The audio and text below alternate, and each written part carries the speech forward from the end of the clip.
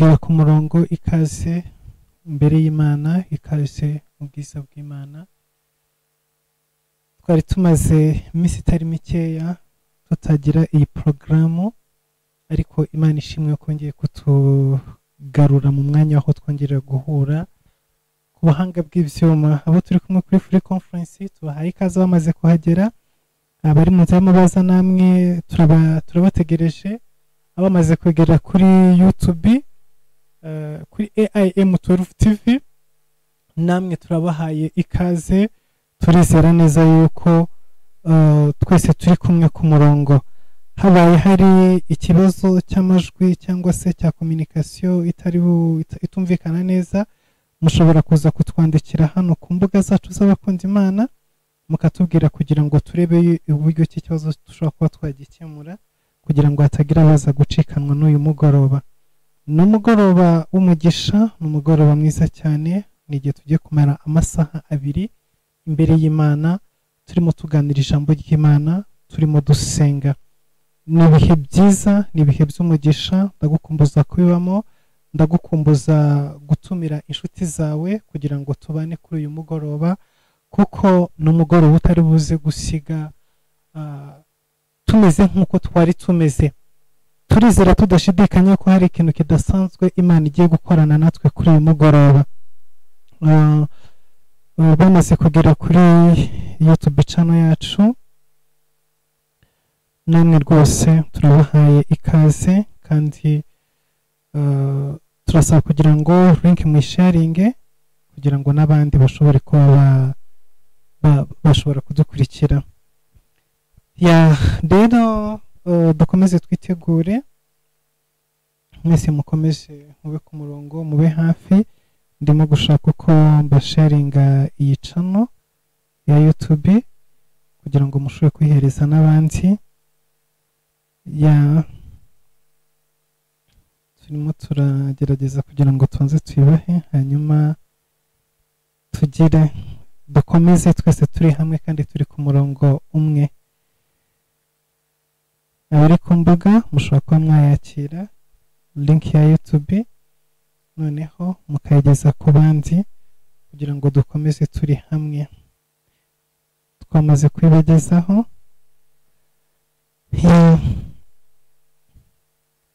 Hallelujah.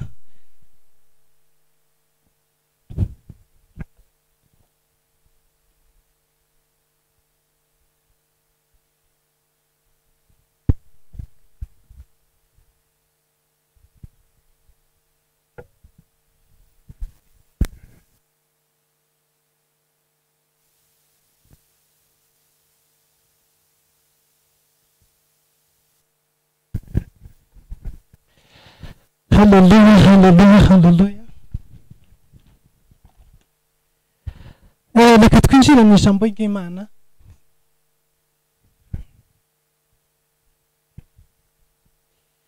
Reka twinjire mu ijambo ry'Imana dusanga mu gitabo cya Samweli wa 2 ibice 8, ibice 9. Turasoma kino gice cyose hanyuma tuganire ijambo ry'Imana. Samweli wa 2 igice cya 9 umurongo wa mbere turageza ku murongo wa 13. Igice turagisoma cyose. Reka dusenge mu izina rya Yesu Kristo. Data, mu izina rya Yesu rifite imbaraga n'ubushobozi, turi imbere muri kano kanya, duciye bugufi imbere kuri uyu mugoroba, tugora urugendo rw'amasaha 2 tugiye kumara imbere yawe. Abakunda Imana aho bari hirya no hino ku isi, mu bikorwa byinshi bahagaritse ndetse bakaza imbere kugira ngo tubashe kubana uyu mugoroba, turaguhamagaye Mana ya Isirayeli, twemerere ubane natwe, twemerere wumve gusenga kwa buri wese. Data, umutima wose uje imbere yawe uwumvire kandi uwitabe. Buri umwe wese Mwami uguhamagara umwumve. Data, ibyifuzo byose by'ubwoko bwa buri imbere yawe uyu mugoroba, byose turabizanye mu kubaho kwawe, kubw'imbabazi zawe, kubw'urukundo rwawe, kubwo kugira neza kwawe, kugira ngo buri wese agirirwe neza nawe, kandi ikiganza cyawe gikore kuri buri wese. uduhe imbaraga zawe, umara umwuka wawe wera uciye mwami kuri iri koranabuhanga, uciye kuri YouTube, uciye kuri free conference, mwami buri hamwe hose uhakorere kugira ngo izina ryawe rihabwe icyubahiro.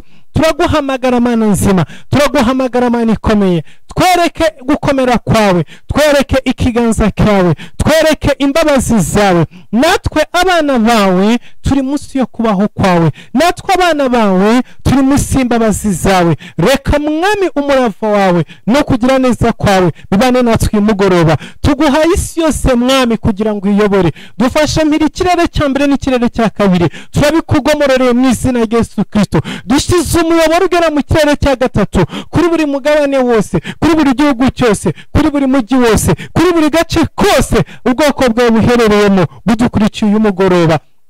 Turakwinginze mwami, manura ingabo zawe z'abamarayika kugira ngo zigote isi yose, umanure umwuka wawe wera kugira ngo ugote isi yose, umanure umuriro wawe mu izina rya Yesu Kristo. Urambura ukuboko kwawe gukora ibimenyetso n'ibitangaza. Data, uha intwaro abana bawe kugira ngo uyu mugoroba dushobore kurwana kandi dushobore gutsinda. Rero turakwinginze abana bawe mwami, utuvanire debari, utugeze ibwami, utwicarike ku meza y'umwami, uduhe gusangirira ibwami, uhindura amateka ya buri wese, uhindura ubuzima bwa buri wese, kuko ari wowe Mana ihindura ubuzima bw'abana bawe, abakuza imbere, abaguhamagara, abagutakira ku manywa na nijoro. Niwe uhindura ubuzima bwabo mwami, niwe ukora ibikomeye. Turakwinginze Nyiringabo kugira ngo uyu mugoroba ugire icyo ukora ku bw'izina ryawe, mu izina rya Yesu Kristo Nazareti, amen. Reka dusome ijambo ry'Imana, Samweli wa kabiri igice cya 9 umurongo wa mbere. Bukeye Dawidi arabaza ati, mbese hari uwasigaye wo mu muryango wa Sawuli ngo mugirire neza ku bwa Yonatani? Kandi mu nzu ya Sawuli hariho umugaragu we witwaga Siba. Baramuhamagara ngo yitabe Dawidi. Umwami aramubaza ati, mbese ni wowe Siba? Nawe ati, nijye umugaragu wawe. Umwami aramubaza ati, harya ntawe ukiriho wo mu nzu ya Sawuli ngo mugirire imbabazi z'Imana? Siba asubiza umwami ati, haracyariho umwana wa Yonatani umugaye ibirenge. Umwami aramubaza ati, abahe? Siba asubiza umwami ati, aba mu rugo rwa Makari mwene Amiyeli i Lodebari. Umwami aramutumira amukura mu rugo rwa Makari mwene Amiyeli i Lodebari. Nuko Mefibosheti mwene Yonatani mwene Sawuli yitaba Dawidi. Ageze imbere ye agwa yubamye, aramuramya. Maze Dawidi aravuga ati, Mefibosheti. Aritaba ati, karame umugaragu wawe ndi hano. Dawidi aramubwira ati, humura kuko ntazabura kukugirira neza ku bwa so Yonatani, kandi nzagusubiza imisozi yose y'inyarurembo ya sogokuru Sawuli, kandi uzajya urira ku meza yanjye iminsi yose. Nuko aramuramya aravuga ati, umugaragu wawe ndiki ko unyitaho, kandi ndi intumbi y'imbwa. Umwami aherako ahamagara Siba umugaragu wa Sawuli, aramubwira ati, ibyari bya Sawuli byose n'ibyabo mu nzu ye bose mbigabiye mwene shobuja, kandi wowe n'abahungu bawe n'abagaragu bawe muzajye mumuhingira imirima ye, usarure imyaka kugira ngo mwene shobuja abone ibimutunga. Ariko Mefibosheti mwene shobuja azajya arira ku meza yanjye iteka. Kandi Siba yari afite abahungu 15 n'abagaragu 20. Maze Siba abwira umwami ati, ibyo umwami databuja yategetse umugaragu we byose niko umugaragu wawe nzabigenza. Nuko Mefibosheti akajya arira ku meza y'umwami nk'umwana w'umwami wese. Kandi Mefibosheti yari afite umwana w'umuhungu muto witwa Mika, n'abo mu rugo rwa Siba bose bari abagaragu ba Mefibosheti. Nuko Mefibosheti aguma i Yerusalemu kuko yajyaga arira ku meza y'umwami iteka, kandi yacumbagiraga ibirenge byombi. Imana itugire neza. Haleluya. Dusomye ijambo ry'Imana riri mu gitabo cya Samweli wa kabiri.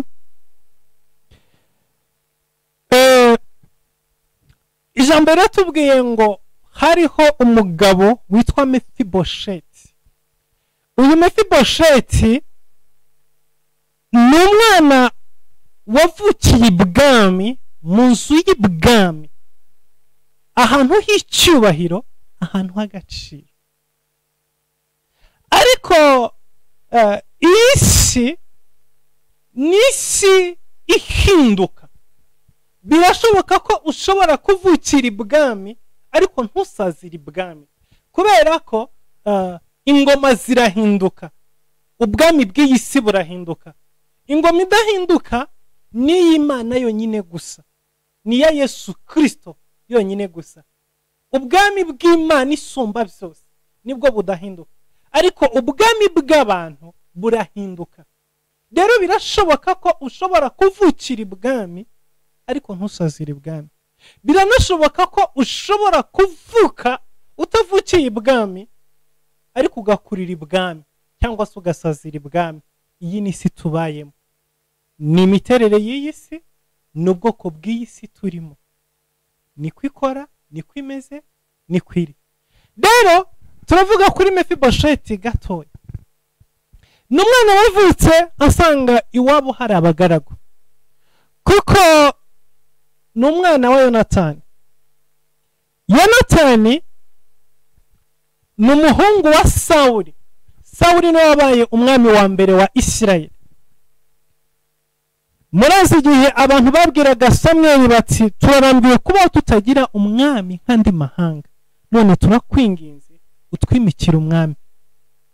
Imana yamubwira ati ituke, genda ubakorere ibyo bagusabye, genda ubaha ibyo bakubwiye, ntugire ikibazo, genda ubimikire umwami, si we banze ni jyewe banze.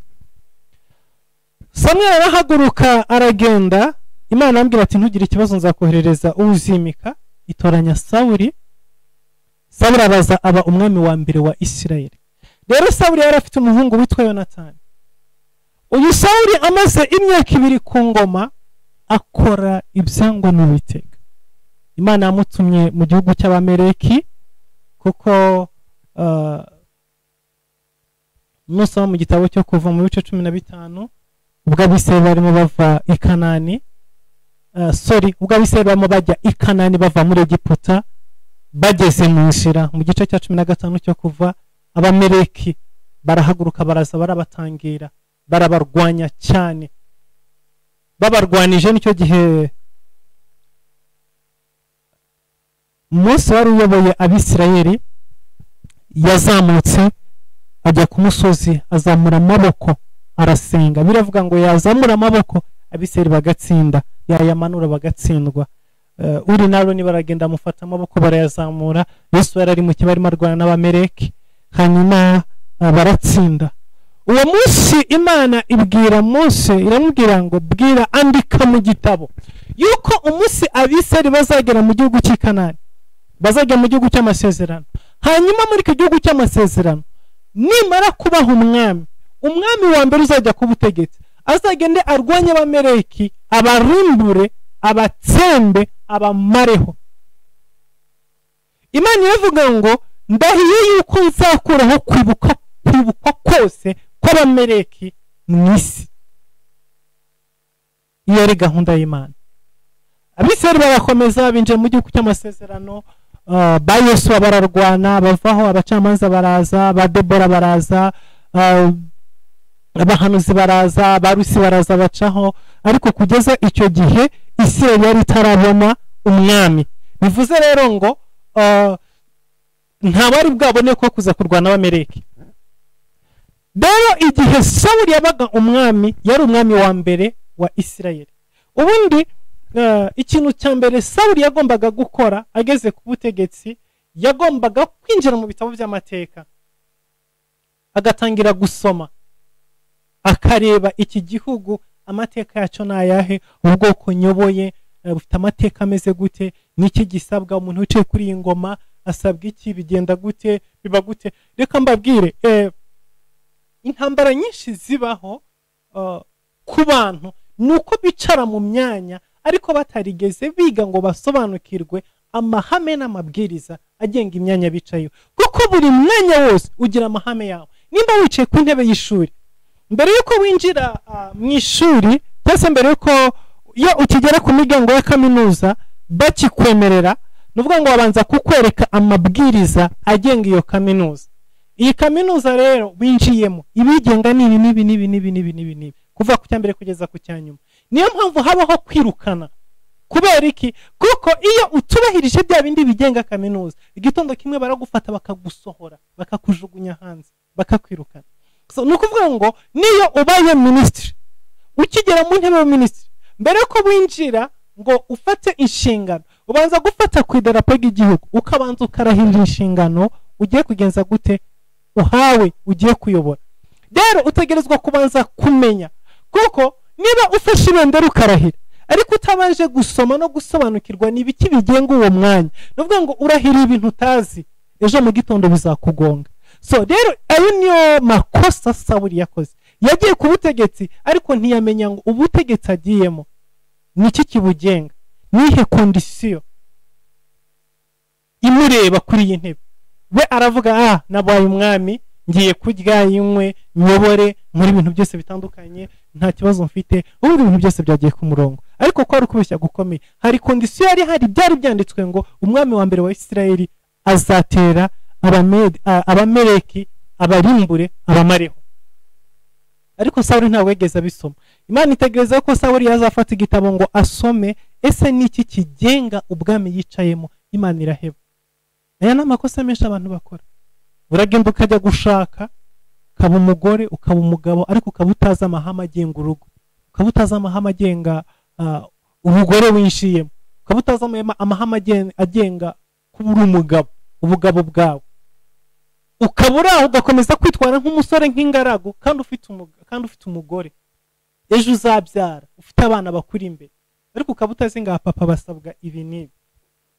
Ukabura aho wicaye utazi ngo abagore basabwa ibi nibi, inshingano zabo nizi, imyitwarire yabo niyi, ibibareba nibi ngibi. Ukaba wicaye aho ngaho gutyo gusa tu, wowe urimo kwenjoyinga, uzi ko nyine wararongo ubu ngubu bitoke nta kibazo, ibintu byose biragusanga aho uri, ariko nta gusa amahame agenga urugo urimo.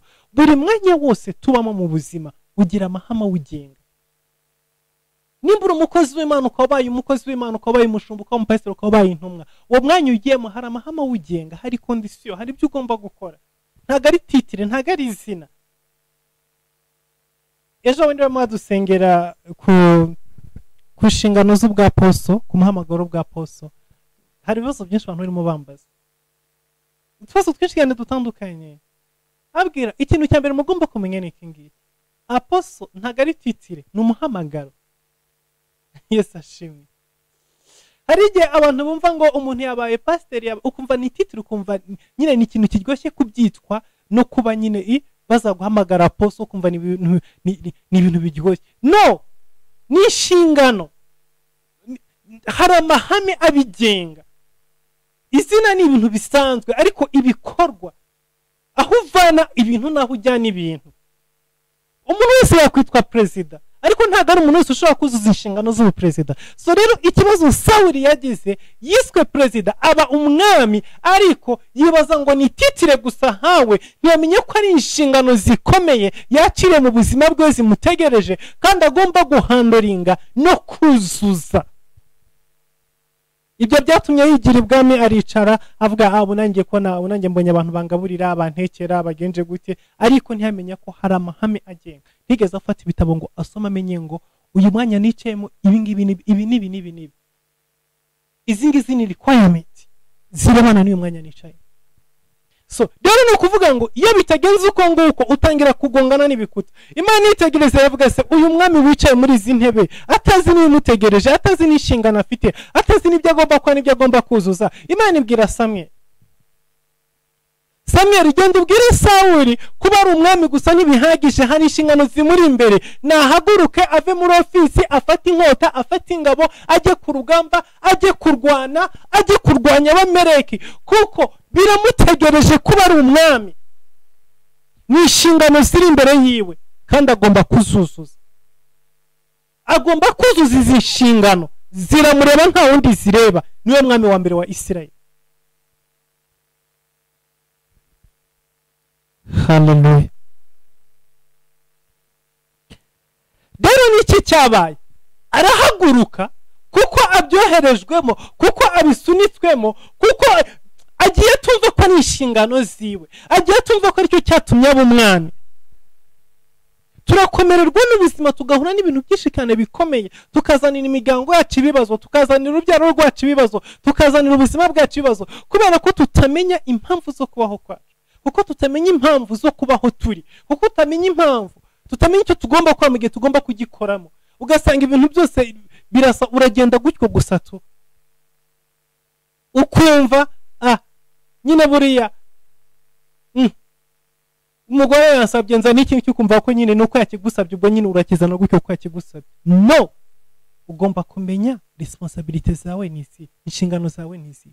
Rero kubera kudasobanukirwa no kutamenya neza yuko ari ibintu bimureba, atigeze asoma, atigeze yiga, atigeze amenya ngo uyu mwanya ndimo ibi nibi, kuba ndi umubyeyi, nk'umubyeyi ngomba kubaho gutya, inshingano zanjye n'isi kubana nazanye muri iyi si. Ukumva ko upfa kubikora gutyo gusa, apfa kujya ku rugamba gutyo gusa kuko abimubwiye, arangije aragenda abikora nabi, nta shyaka rimurimo, ntabwo yamenye ko ari inshingano ziwe. Aragenda, Bibiliya avuga ngo yifatira inka nziza n'indogobe nziza n'abakobwa beza n'abasore beza, Agagi umwami w'Abamaleki, ngo arangije byose arabishora bizana muri Isirayeli. Ariko byari byanditswe ngo nzatsemba Abamaleki mbamareho. Icyo rero cyazanye umuvumo ku buzima bwa Sawuli, ariko n'umuryango wose muri rusange. Mu myaka 2 y'ubutegetsi bwiwe yicaye ajya anywa gusa, ariko atazi inshingano zimutegereje. Icyo nicyo gihe Imana yahagurukije Samweli, bambwira ngo genda ujye i Betelehemu kwa Yesayi, nabonyeyo umuntu umeze nk'uko umutima wanjye ushaka, umusukeho amavuta, umwimike aba umwami mu cyimbo cya Sawuli. Ubu nta wundi yari Dawidi. Dawidi asukwa nk'amavuta yo kuba umwami kuko Imana yari yamaze kwanga Sawuli. Nuvuga ngo ikosa Sawuli yakoze ryese rigira ingaruka ku rubyaro rwiwe, kuko ubundi Sawuli umwana we Yonatani niwe agombaga kuzamusimbura ku butegetsi.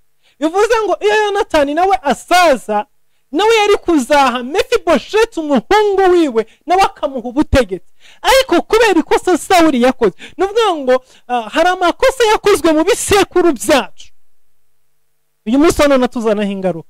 Sawuli yakoze ikosa rimugiraho ingaruka, izo ngaruka zimanuka ku mwana wa Yonatani, ziramanuka zigana ku mwuzukuru Mefibosheti.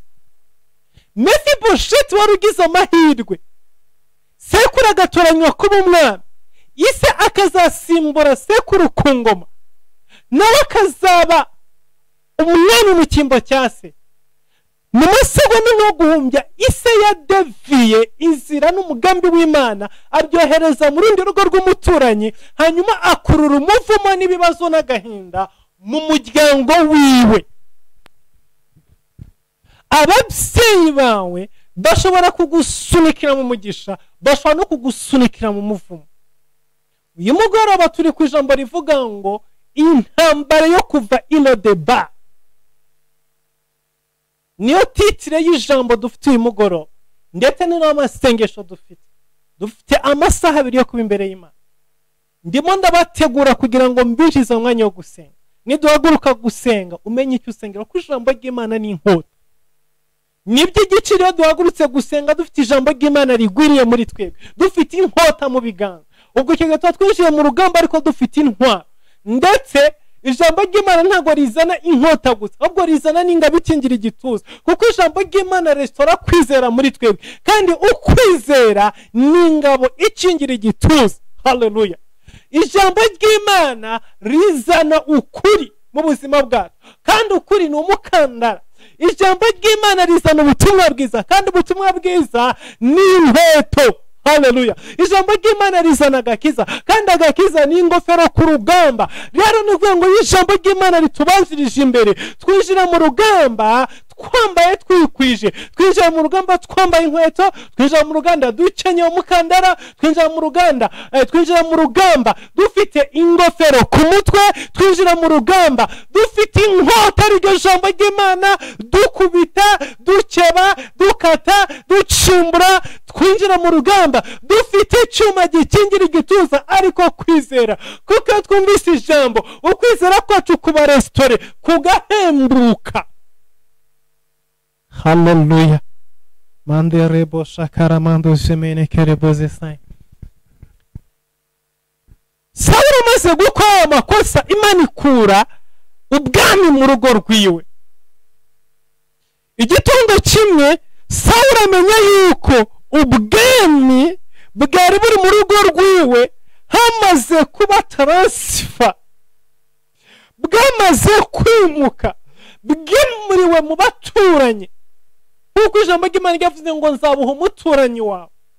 Iperereza riza kuzanira inkuru Sawuli yuko ubwami buri mu rugo kwa Yesayi ku muhungu we Dawidi. Sawuli ahagarika umutima, atangira intambara zo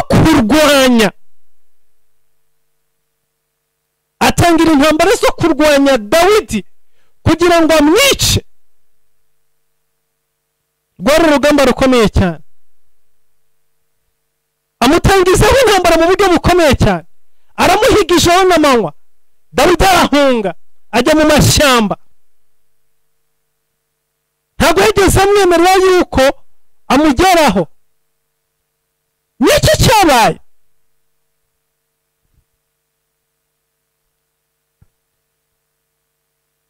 Muri rwa rugamba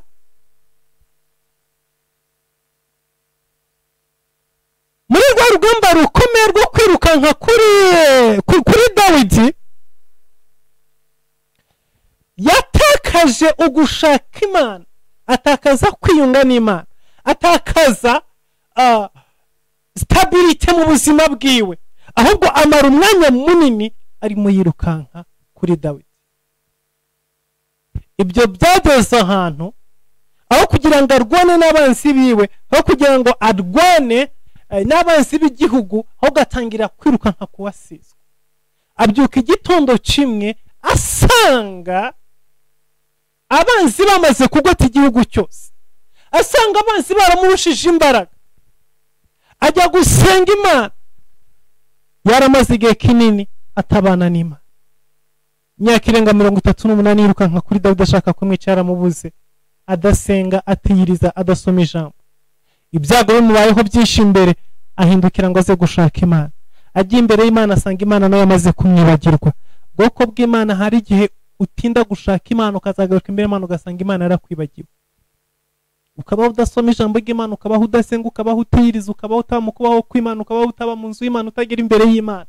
Igitondo kimwe ibyago bikazakugota, ukaza gushaka Imana, Imana itagihari.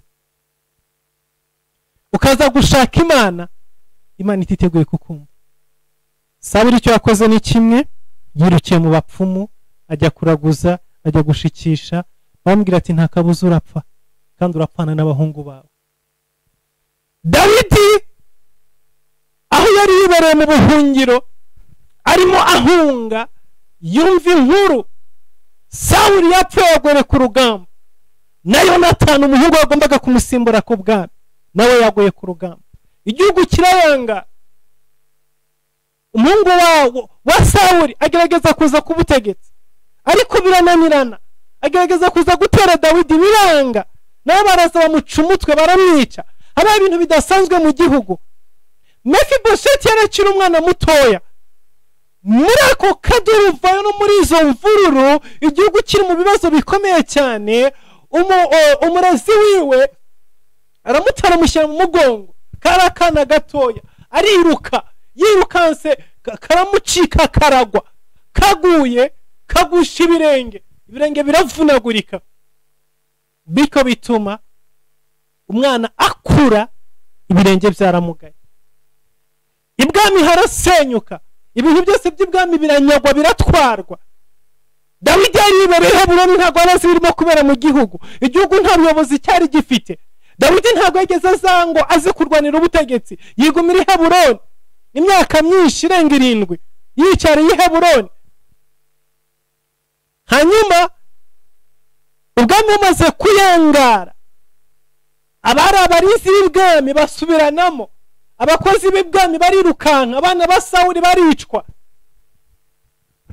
n'abuzukuru barapfa. Ariko aka kana kitwa Mefibosheti kamugaye ibirenge, umwe mu bakozi base aragaterura, arirukanka, ava ibwami, ava mu murwa, ajya ahantu kure cyane, ajya mu giturage, ajya mu mashyamba iyo ngiyo, aho batazamumenya, aho batazamubona. Abari hatwara akana ajya kugahishayo. Karakana kamaze kumugara ibirenge, kuko kaguye muri ako kaduruvanganyo, kagwira amaguru, ibirenge biravunagurika, hanyuma amaguru yo araremara. Nta buvuzi bufatika bwari buhari, akana gakura gutyo. Kakana kavukiye ibwami, kakana karerwaga ibwami, kabonaga buri kimwe cyose, gafite abagabo, gafite buri kimwe, gashiduka. Isi yamaze kugahindukiraho, kibereye mu cyaro, iyo ngiyo kure cyane, mu tuzu tw'ibyatsi, hatagira amashanyarazi, hatagira ikintu na kimwe, hatagira iterambere na rimwe. Iyo ngiyo aho bagera uko bavuye guhinga, aho bakaba uko bavuye kuvamo amazi mu kabande, ubuzima bw'umwana bwari buri aho ngaho. Nta byiringiro namba byari bihari byo kuzahava, kuko inzu ya se yasaga niyamaze kuzima, niwe wenyine gusa yarasigaye, kandi bari bafite ubwoba. Ubwami bwari umaze guhinduka. Akana kabiyo ngiyo kadafite ibyiringiro namba. Ariko haleluya, nubwo ibyo byago byose byari bibaye ku bwa sekuru Sawuli, ariko ise Yonatani mu gihe ciwe yigeze kugirirwa amahirwe no guhura n'umugabo wasizwe, wasutswe amavuta y'Imana. Aramwitegereza, aramureba, aravuga ngo ntabwo nzi amavuta ari ku buzima bwawe, icyo azakora ejo hazaza, ariko reka nkubeho imbuto, reka nkore neza, ubundi bisigaye sizi uko bizagenda. Haleluya. Reka nkwereke uyu mugabo Mefibosheti yari afite abantu babiri inyuma yiwe. Uwa mbere mu kuboko kw'ibumoso yari Sawuli. Sawuli yakoze ibintu bibi bizanira umuryango wose kujya mu rwobo. Ariko uwa kabiri yari Yonatani. Yonatani nawe mu bushobozi bwiwe yabibye imbuto nziza. Rero uyu mugabo nubwo yatawe, nubwo yajyanywe ngo mu mashyamba, nubwo ari kure, rabande semenekere bozesai, ariko hari umugabo se Yonatani wigeze gukora neza, yigeze kugira neza uwasizwe, yigeze kugira neza umuntu uriho amavuta, yigeze kugira neza umuntu urimo amasezerano, yigeze kugira neza umuntu Imana yavuzeho. Haleluya. Reka nkubwire ngo nubwo ananirwa gukora ibintu byinshi, ariko uzagire neza umuntu wasutswe amavuta y'Imana, uzakira umukozi w'Imana. Nubona umuntu Imana yasutse amavuta ntuzamwirengagize, mu kuboko uzagire neza, kuko waba utariho, ineza yawe ntabwo igishira, ineza yawe ntabwo igipfa ubusa. Iyo wakoze neza, iyo wakoreye Imana, iyo wabibye imbuto nzima, nubwo utayisarura, urubyaro rwawe ruzayisarura. Reka nkubwire ngo kugira neza kwawe bizakura urubyaro rwawe Lodebari, kugira neza kwawe bizakura ubuzima bwawe Lodebari. Lodebari ni hehe? Ni ahantu iyo ngiyo mu mashyamba, ni ahantu kure, ni ahantu habi, ni ahantu hatagira ibyiringiro namba. Lodebari ntabwo biga. Abana bavukiye Lodebari base barababwira ngo nakanaka ntiyize kandi yarakize, warajya ku ishuri kumara y'iki? Aho ngaho ni Lodebari. Lodebari, haleluya. Lodebari bagura isabune bakayibika bakayikaraba ku cyumweru. ari uko bagiye kujya ahantu ubundi bakagaruka bakakazinga bakakabika ahantu. Irodebari bagira ibijumba n'ibishyimbo bitagira umunyu, barya bagashimira Imana ko babibonye. Irodebari haba amashyari, irodebari nta cyiza cyaho. Bwoko bw'Imana turimo tuvugana, hari abantu bavukiye Irodebari bisanga ariho bari. Mefibosheti we yahajyanywe, yavukiye ibwami yisanga Irodebari, ariko hari n'abavukiye Irodebari. Hari abahoherejwe n'ibihe, hari abahakuriye, hari abashatse bisanga urushako rw'abatwa Irodebari. Ariko uyu mugoroba dufite ijambo rivuga ngo intambara yo kuva Irodebari.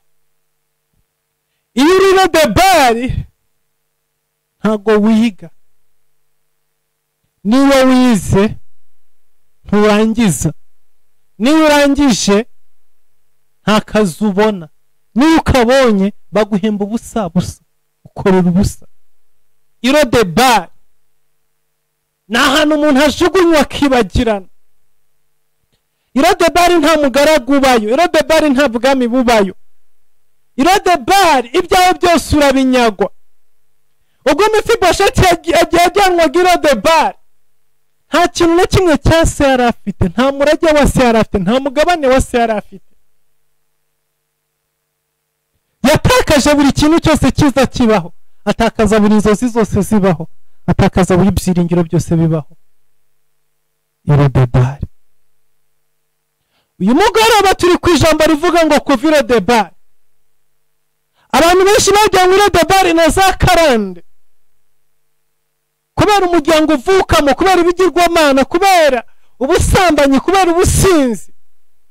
Hari abantu benshi batagombaga kuba bari Irodebari. Iyo base baza kugira discipline, ntibahinduka abasinzi, ntibahinduka abasambanyi, ntibahinduka banywa ibiyobyabwenge. Ariko abana benshi bisanze Irodebari kubera ko base bababyaye. Bakuraga inka mu rwuri bakajya kuyigurisha. Uhera umunsi bagurishije iyo nka bakajya bataha saa 10 za mu gitondo basinze, kugeza igihe amafaranga yose ashiriye. Mwana akajya kwiga afite ikayi imwe, afite ikaramu imwe, isi yaragurishije inka, akayiga ikarangira. Bugacya akagurisha umurima, nawe akawumwera akawurangiza. Bana bisanga muri ubwo buzima bw'uko icyo bagomba kubona cyose muri iyi si bagomba kwirwanaho, kigomba kuva mu guhangayika kwabo. Hari abana barimo banyumva, hari abagabo barimo banyumva, hari abagore barimo banyumva, hari abantu bazumva buno butumwa, hari abantu badukurikiye muri kano kanya. Ubuzima bwashyizwe Irodebari n'ababyeyi babi binjiye mu ngo ariko batazi inshingano zo kuba mu ngo. Bashatse bajya gushaka abagabo ariko batazi inshingano zo gushaka umugabo icyo ari cyo.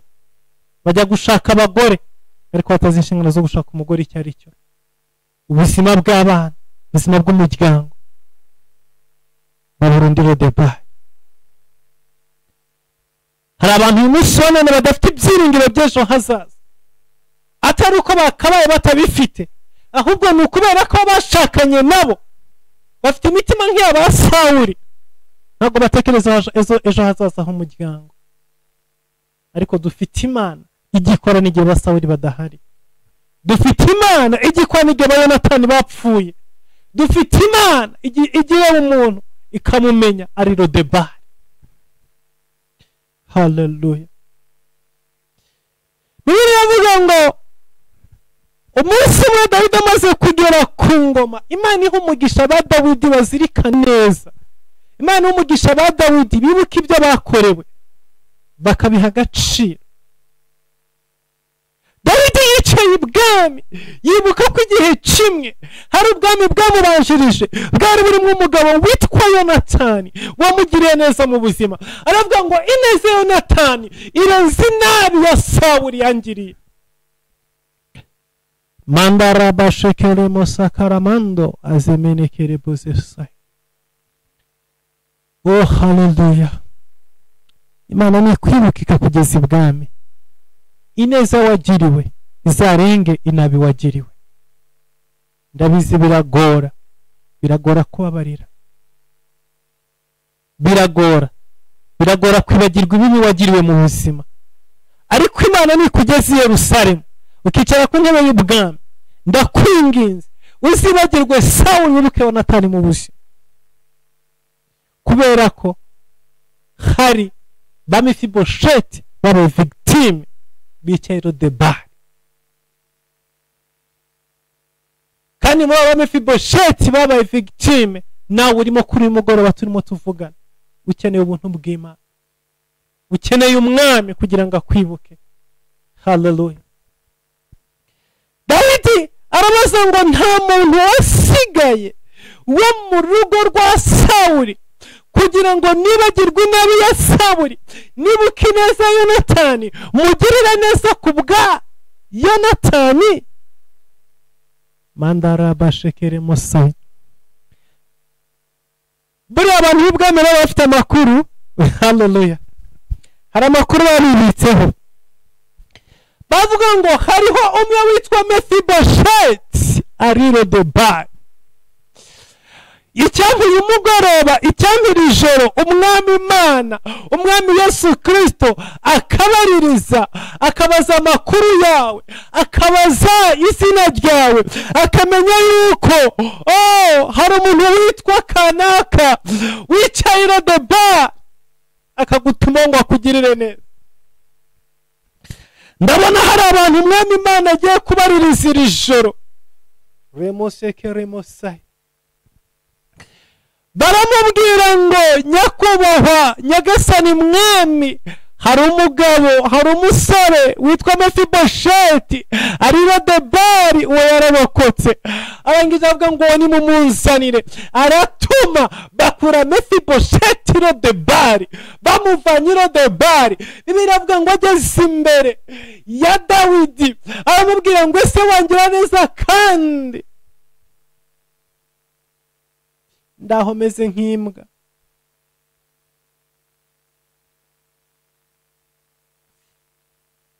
Mefibosheti ntago abeshyaga, ntago ari Lodebari ngo umugabo. Yuri Lodebari umeze nk'imbwa. Noneho yavuze ati si n'imbwa gusa, n'imbwa irinda urugo, ahubwo ni intumbi y'imbwa. Mwari bwabone imbwa mu muhanda?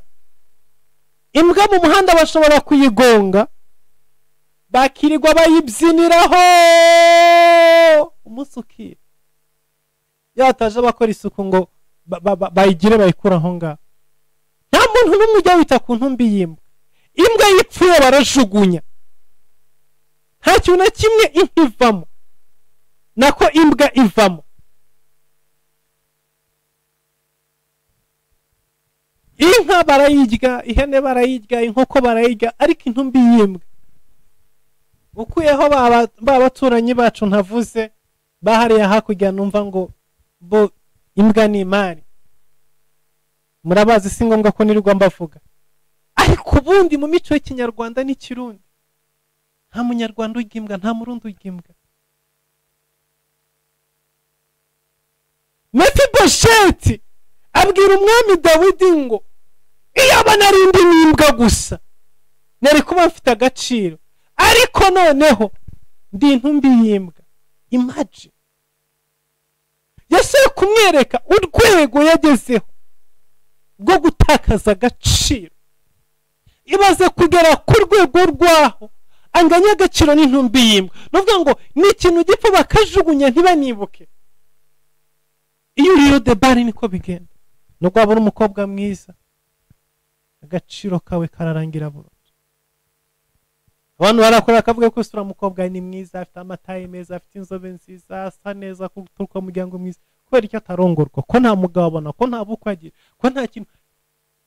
Lodebari hari Lodebari yo mu mwuka, ni Lodebari yo mu mubiri. Hari abantu mu buryo bw'umubiri bagaragara ko bameze neza, bagaragara ko bari ahantu heza, bagaragara ko bari mu buzima bwiza, ariko mu buryo bw'umwuka batuye Lodebari. Noneho hari n'abandi haba mu buryo bw'umwuka no mu buryo bw'umubiri batuye Lodebari. Lodebari n'indi bikurusha agaciro. Mefibosheti ati meze nk'intumbi y'imbwa. Ubwo ni ubuzima bw'Irodebari.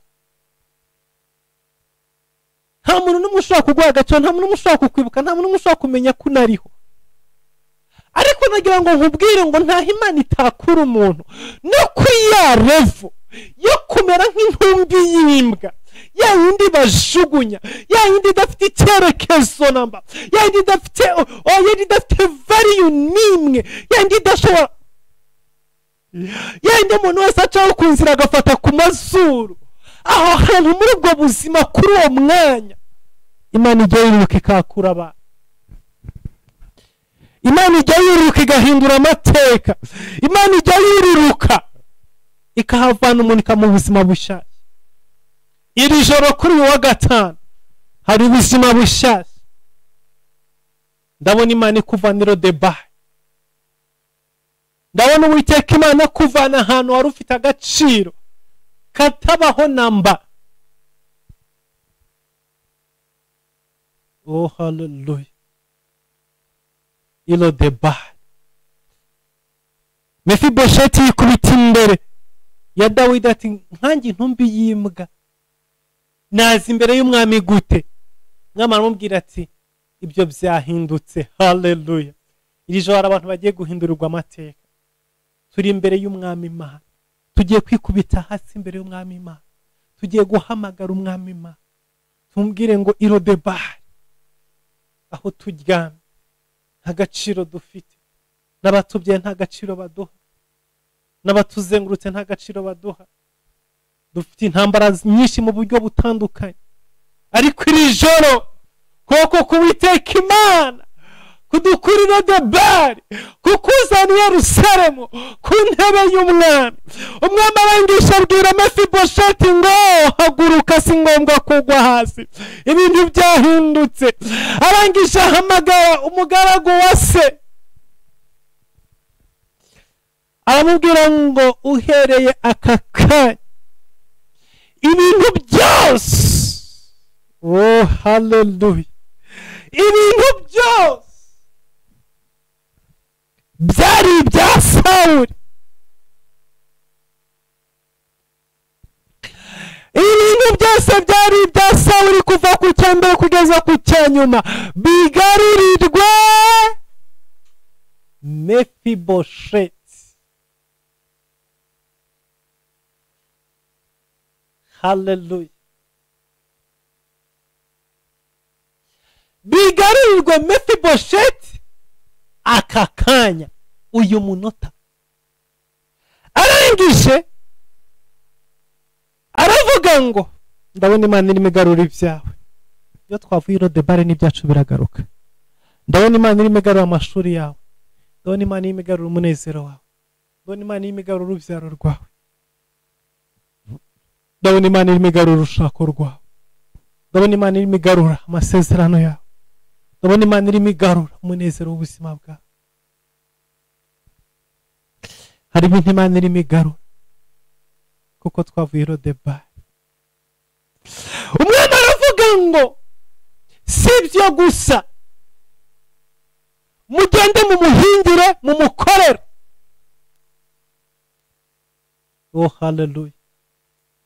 Ndabona Imana igiye kuguha abagaragu, ndabona Imana igiye kuguha abaja, ndabona Imana igiye kuguha abo kukwitaho, ndabona Imana igiye kuguha abo kugukorera. Hallelujah.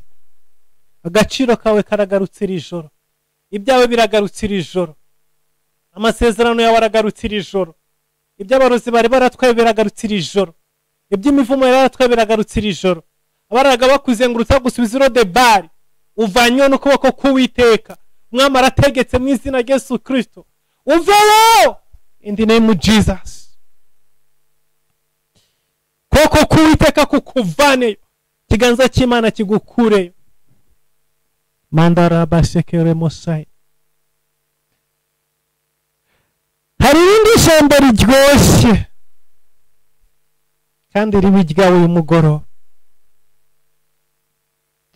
Bibiliya iravuga ngo from this moment Mefibosheti azajya arira ku meza y'umwami. every day, every moment. Morning, noon, afternoon, evening. Hallelujah. Breakfast. Oh, hallelujah. Iyi niyo mana dusenga. Iyi niyo mana dukorera. Mefibosheti w'umugaye amaguru udashobora no kugenda, ise yapfuye, sekuru yapfuye, ubwami bwanyazwe, nta byiringiro namba byari bihari byo kuzongera kwicara ku ntebe y'umwami, byo kuzongera kwicara ku meza y'ibwami.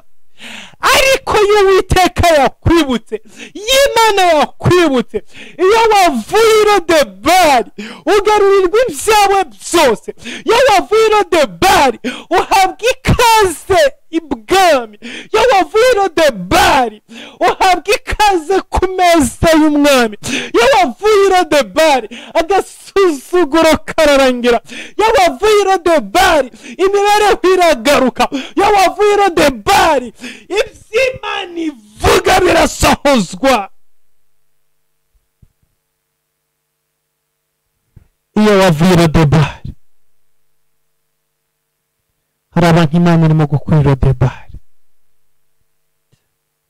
Uzajya urira ku meza yanjye amanywa n'ijoro buri munsi, kandi uzajya uhabwa igaburo ryose nk'iry'umwana w'umwami. Uyu mugoroba hari abantu bagiye guhabwa igaburo nk'iry'umwana w'umwami. Ndabona ukuboko kw'Imana guhindura ameza mu nzu yawe. Ndabona igaburo nk'iry'ibwami riza mu rugo rwawe. Ndabona Imana ikuvana ku mvange z'ibishyimbo n'ibirayi byo kuva repremiye kugeza retanse. Ndabona Imana ikuzanira igaburo ry'ibwami mu nzu yawe. Imana dusenga irema ibyiringiro aho bitari. Imana dusenga rabasekeremo sakaramando. Imana dusenga irema ibyiringiro aho bitari. Imana dusenga igibohora.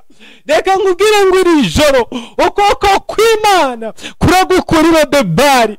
Iri joro ukuboko kw'Imana kuragukura mu marira. Iri joro ukuboko kw'Imana kuragukura i Lodebari mu gahinda, i Lodebari mu mivumo, i Lodebari mu nzozi mbi, i Lodebari rebosekeremo shakaramando zemenekerebo zesaini. Ukuboko kw'Imana kurakuvana i Lodebari. Amavuta y'Imana aragukura i Lodebari.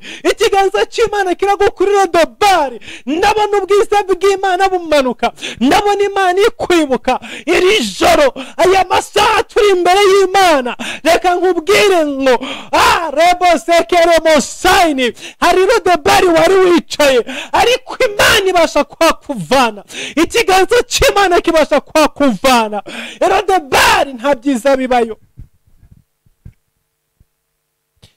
Uwiteka Imana kuvana i Lodebari ya karande. Hari abantu bamaranye iminsi inzozi z'i Lodebari. Iteka iyo uryamye wibona i Lodebari, nk'uko gusubiza inyuma, nk'uko kwiziritse.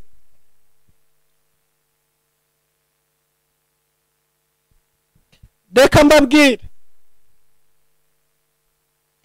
hari abantu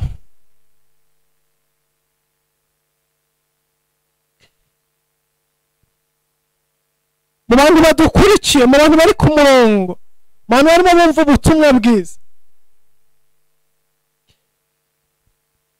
hari abantu bamaze igihe baryama bakarota inzozi z'ahantu bigiye primaire.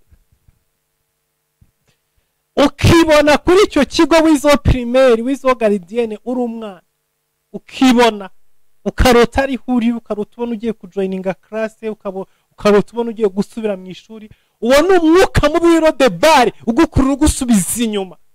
Imagine warangije kaminuza, uyu munsi none utuye mu mujyi.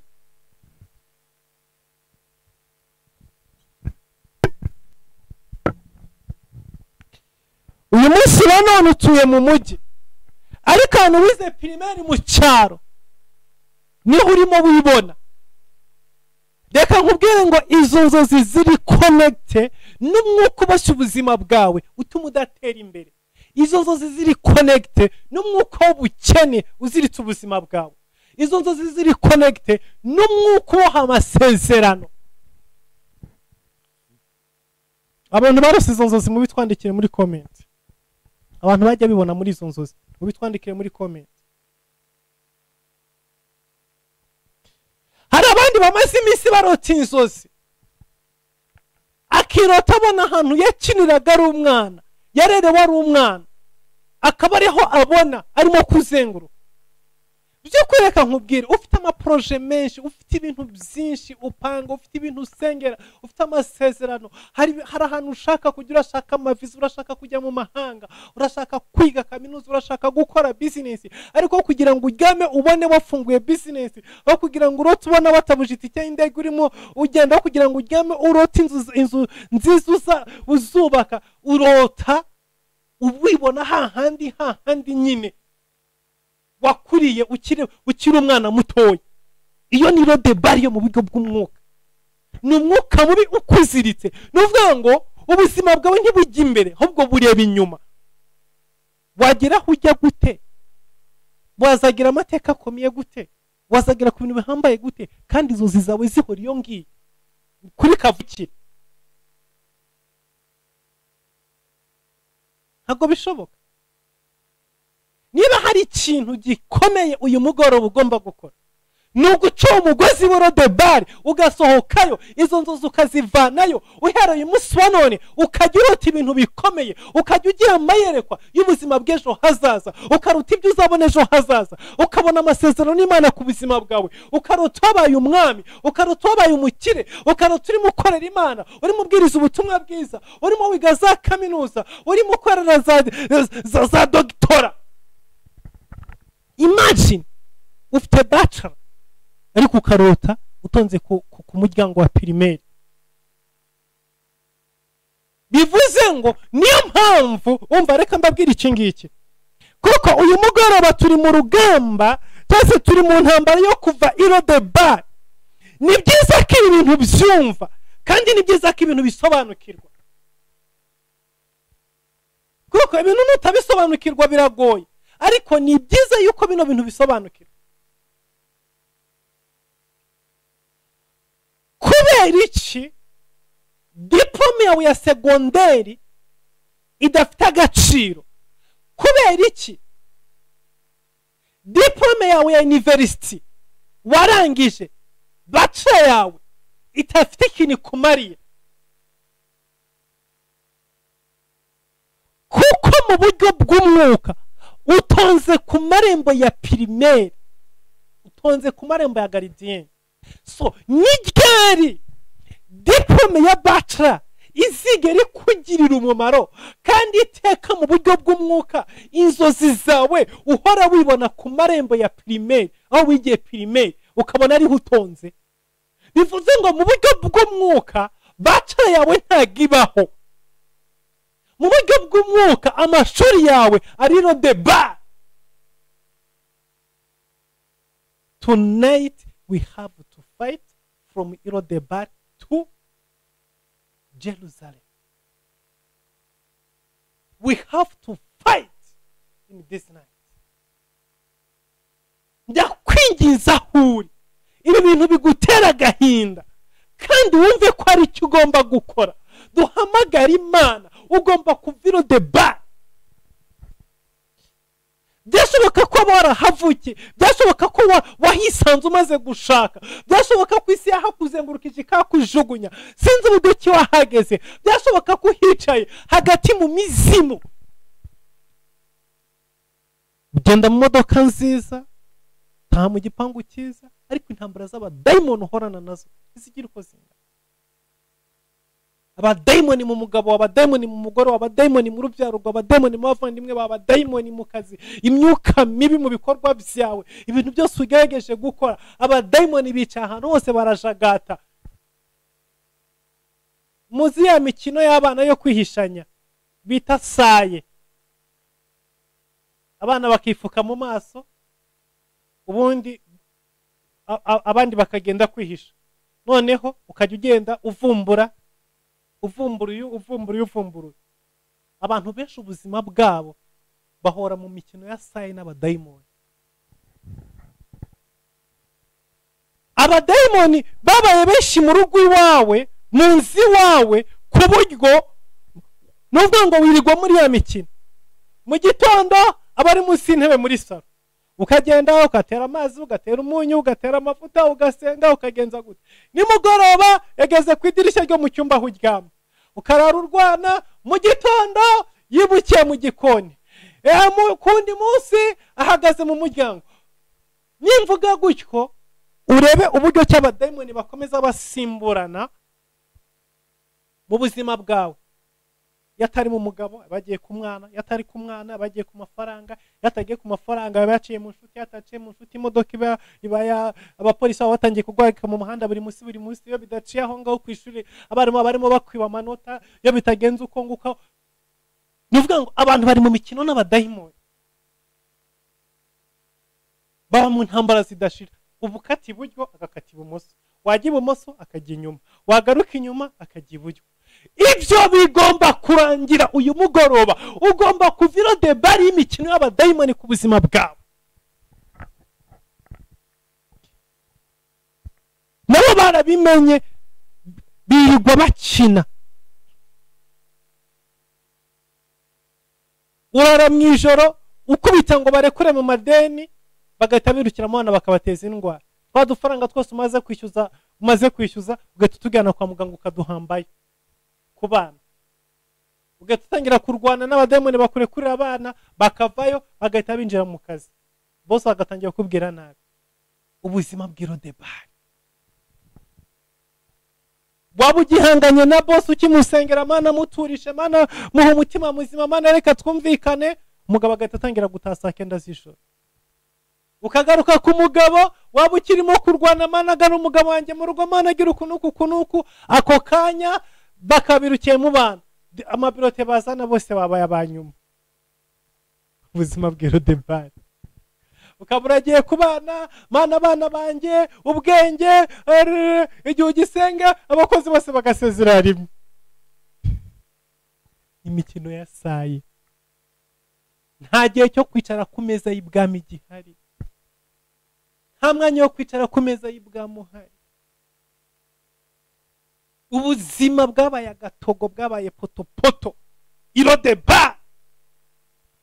Ariko uyu mugoroba Imana dusenga, Imana dukorera, Imana duhamagara, ise umwami wacu Yesu Kristo, umwami utwara ijuru n'isi, akuvana irodebari, usohoka irodebari muri izo ntambara z'abashobokwe n'abanyokobukwe, muri izo ntambara z'abaramubaye n'abaramukazi bawe, muri izo ntambara z'abakoresha bawe, muri izo ntambara z'amadeni, muri izo ntambara zo kurya nabi no kubaho nabi no kwambara nabi, muri izo ntambara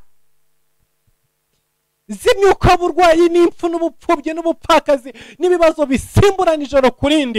Iri joro ndagira ngo uhamagare Imana. N'iki gihe turi mu ijambo ry'Imana, komeza usenga, imbaraga z'Imana ziguterure, zigukurira debari, zikujyana i Yerusalemu. Iri joro ndashaka abantu barari Yerusalemu, barara ku kirimba, barari ibwami. Iri joro ndashaka abantu bahindurirwa amateka, ubuzima bwabo buva irodebari, bakava kotsa ibijumba muri Nyirankono, bakava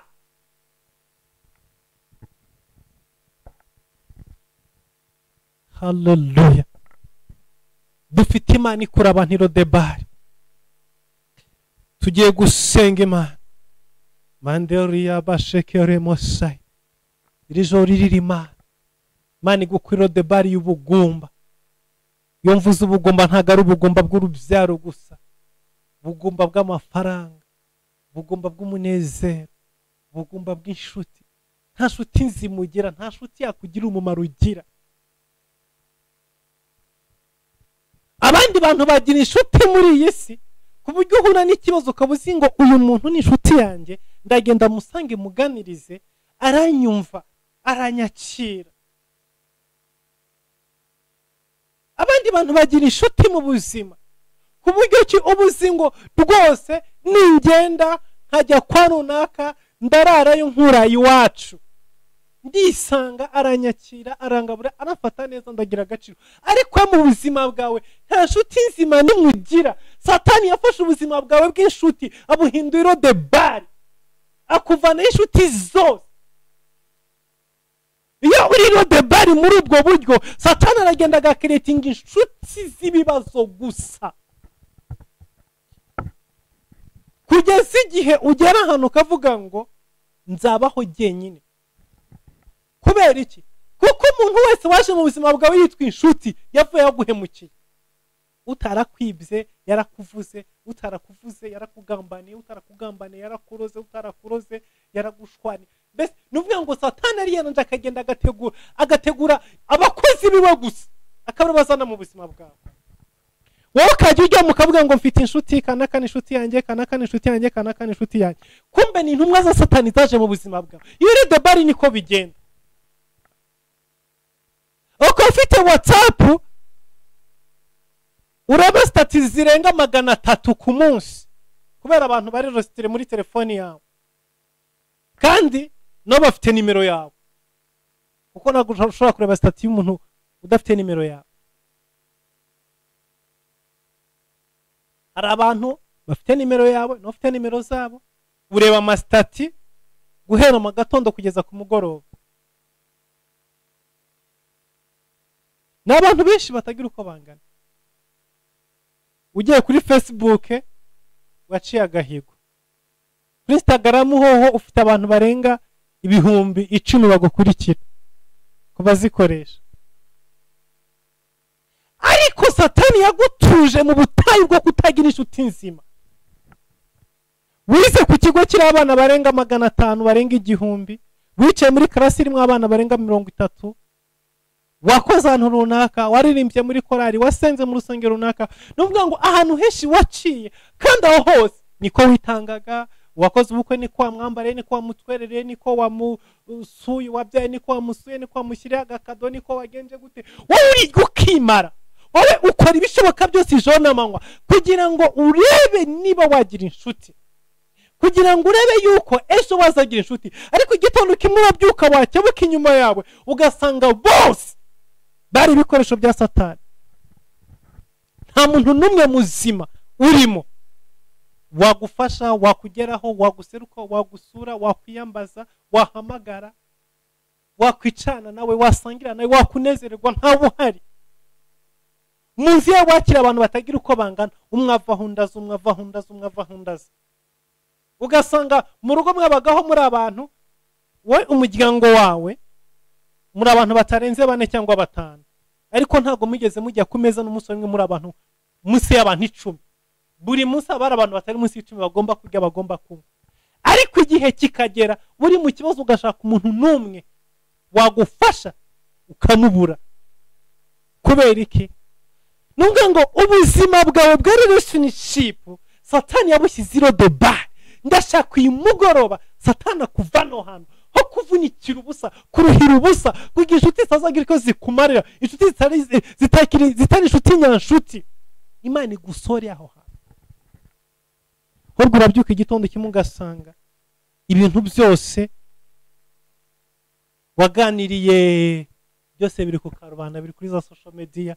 abantu barajya kuri YouTube gukora ibiganiro bagatangira gusubiramo ibyo mwagiye muganira. nizo nshuti wagiye ugira mu buzima, nta nimwe yakugoboka. ndashaka iri joro Imana ikuvana ahantu mu izina rya Yesu. Imana ikuvanira de bari manderebo shekere mosai. ndagusengera Imana ikuvanira de bari, kuko ni habi. ndimo ndababwira karakteri zero de bari, ibero de bari ni ibyo. ariko ndagusengera uyu mugoro, ndahamagara ukuboko kw'Imana hejuru y'ubuzima bwawe kugira ngo Imana ikuvanire de bari.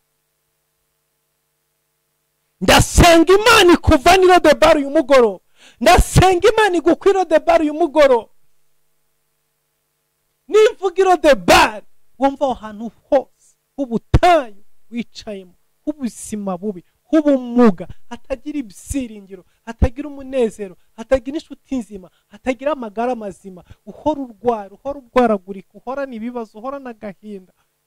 Ninde bavuze nabi? Ni wowe. Ninde bagambaniye? Ni wowe. Ninde babeshye? Ni wowe. Ninde batutse? Ni wowe. Ninde bambuye? Ni wowe. Ninde bibye? Ni wowe. Ninde wahuye n'ibyago? Ni wowe. Ubwo buzima bw'Irodebari iri joro ugomba kubuvamo, iri joro ugomba kubusohokamo mu izina rya Yesu Kristo, kubw'imbabazi z'Imana, kubw'imbaraga z'Imana, kubw'ikiganza cy'Imana, ukuboko kw'Imana kugukura Irodebari, imbaraga z'Imana zigukura Irodebari, ikiganza cy'Imana kigukura Irodebari. Ndavuze ngo iri joro ubuzima bwawe buve Irodebari. Ndavuze ngo mu mbaraga z'amavuta y'ubuhanuzi uyu mugoroba umwami Imana waremye ijuru n'isi aguhamagaze, agutumire, agukura Irodebari, akuzaniye Yerusalemu.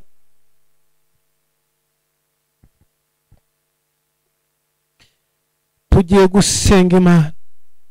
Oh hallelujah. Unyemerere dufatanye umugoroba uhamagara Imana. Unyemerere dufatanye umugoroba uhamagara Imana. Abo turi kumwe kuri free conference urashobora kwandika icyifuzo cyawe ushaka ko dusengera uyu mugoroba. Icyo wumva wadusharinga tugafatanya gusengera. N'abadukurikiye kuri YouTube urashobora kujya muri comment ukandika icyifuzo cyawe. Nubwo tutagisengera muri kano kanya, ariko dukomeza tugisengera, dukomeza dusengera ibyifuzo mwaduhaye. Ndagira ngo urebe hahandi Irodebari urushako rwawe rwicaye. Oh hallelujah.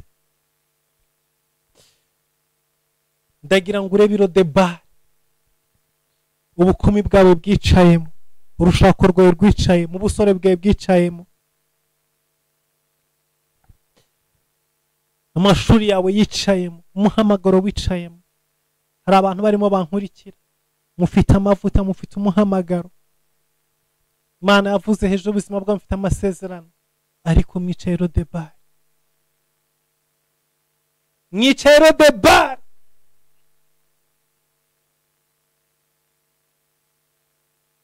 Imana ikuvana Irodebari.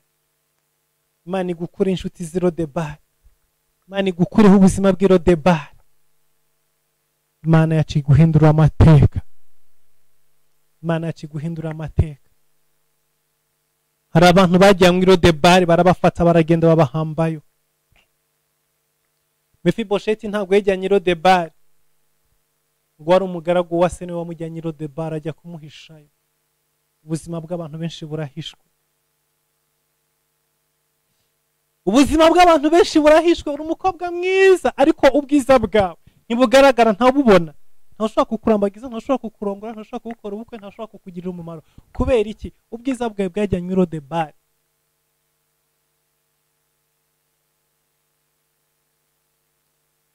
Hari ba Mikayeli bajya bajyana abantu Irodebari, ariko Imana ishimwe ko ba Dawidi bajya bakura abantu Irodebari. Hari abantu bajya mu Irodebari, nyogosenge baragufata kujyana Irodebari avuga ngo we ntuzarongora, ntuzarongorwa, ntuzabyara, nta kintu na kimwe uzageraho, akujyana Irodebari. Uyu mugoroba reka nkubwire ngo mpagaze ngo amavuta y'abami n'abatambyi, ndavuze ngo Uwiteka Imana kuvana Irodebari. Aho nyogosenge yakujyanye, aho nyokorome yakujyanye, aho nyokuro yakujyanye, aho abo ngabo bitwa ko barafite ubashije ubuzima bwawe bakujyanye, Uwiteka Imana kuvaneyo mu izina rya Yesu. Yego abantu benshi ubuzima bwabo burahishwe. Irodebari uzi ngo Mefibosheti bamujyanye Irodebari kumugirira gute? Kumuhisha. Hari abagiye kuguhisha ibyiza, bagiye kuguhisha ngo uturire indege, bagiye kuguhisha ngo utazagira akazu kawe, bagiye kuguhisha ngo business yawe itazigera icamo, bagiye kuguhisha ngo uzajye uhora urira ubabaye mu maganya mu gahinda. Umva ndimo ndavuga n'umuntu ufite agahinda, ndimo ndavuga n'umuntu ufite amaganya, ndimo ndavuga n'umuntu ufite umubabaro mu mutima we uyu mugoroba iri joro. Ndimo ndavugana nawe kubwo ubuzima bw'Irodebari ubayemo uyu mugoroba, ndimo ndavugana nawe. Hallelujah. Imana irakuzi, Imana ikuvane aho. Hari abantu umubiri wabo wahindanye, impu zabo zarahindanye, amaso wabo harahindanye. bafite ibindi bikushe bibariho, bambaye ibindi bikasike bibariho, nta kintu kizima bashobora kugira. Hari abakobwa bariho atari umusinzi, atari umusambanyi uje kukurambagiza, nta muntu muzima ushobora kugutumbera kubera iki? Wicero de bar. Hari abandi umuntu ushoboye, ufite ubwenge, ufite ubushobozi, ushobora gukora, ushobora kugira ikintu ageraho, ntashobora gutumbira ubuzima bwawe, ahubwo abazi wawe ni babandi b'umuruho. Bamwe bariho imyuka yo gupfa, bamwe bariho imyuka yo gukenyuka, bamwe bariho imyuka y'ubusinzi, babandi nyine, babandi bari aho ngo badafite gutekereza namba, umwe udafite saving na nkeya, umwe udafite projet n'imwe, wabundi ushaka ngo muryamane gusa, wabundi ushaka ngo aze yicara umugaburire. Bariho. Hari abasore n'abagabo bari hano hanze bashaka abagore babatunga.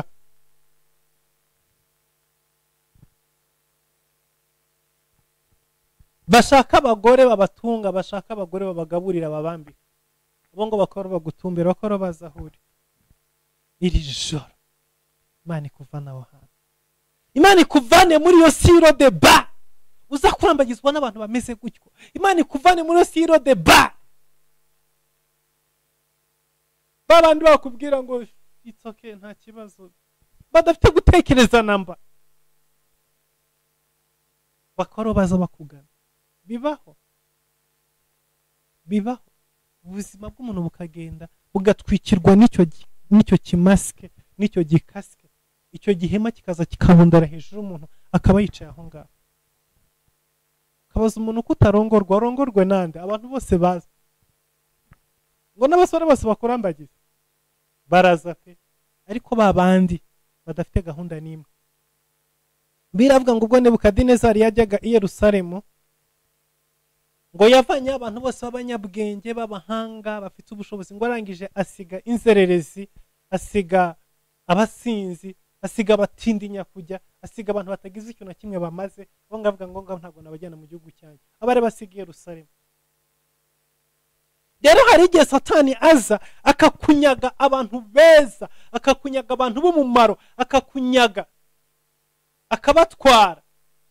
Ubundi yamara kubajyana hagasigara imbobo, hagasigara abantu badafite gahunda, badafite icyerekezo, badafite ikintu na kimwe.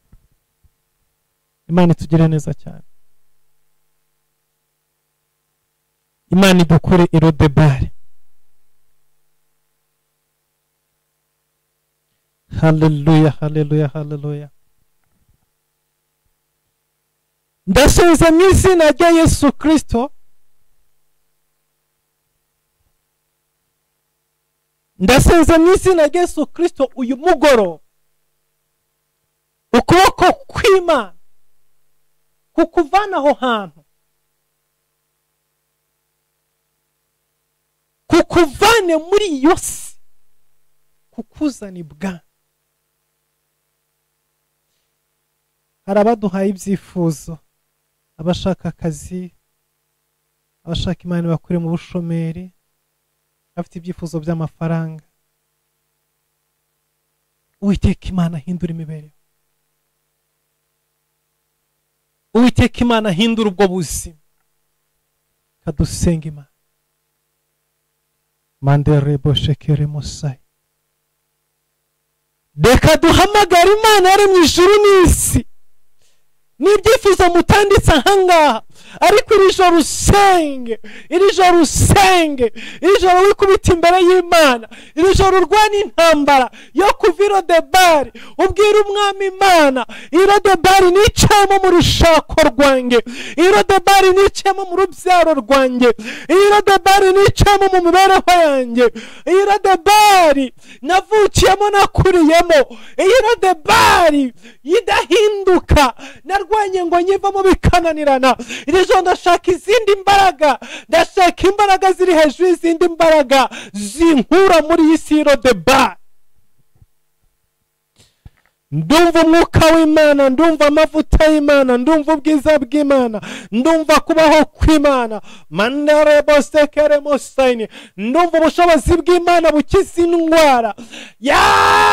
Ndabona ukuboko kw'Imana kubohora, ndabona ukuboko kw'Imana gukuraho iminyururu, ndabona ukuboko kw'Imana gukura abantu Lodebari. Senga mu izina rya Yesu Kristo, zamura ijwi ryawe usenge, zamura ijwi ryawe usenge, zamura ijwi ryawe usenge. Hari ahantu ugomba kuva, ahantu umaze igihe urota, ahantu umaze igihe urota, izo nzozi umaze igihe uraramo.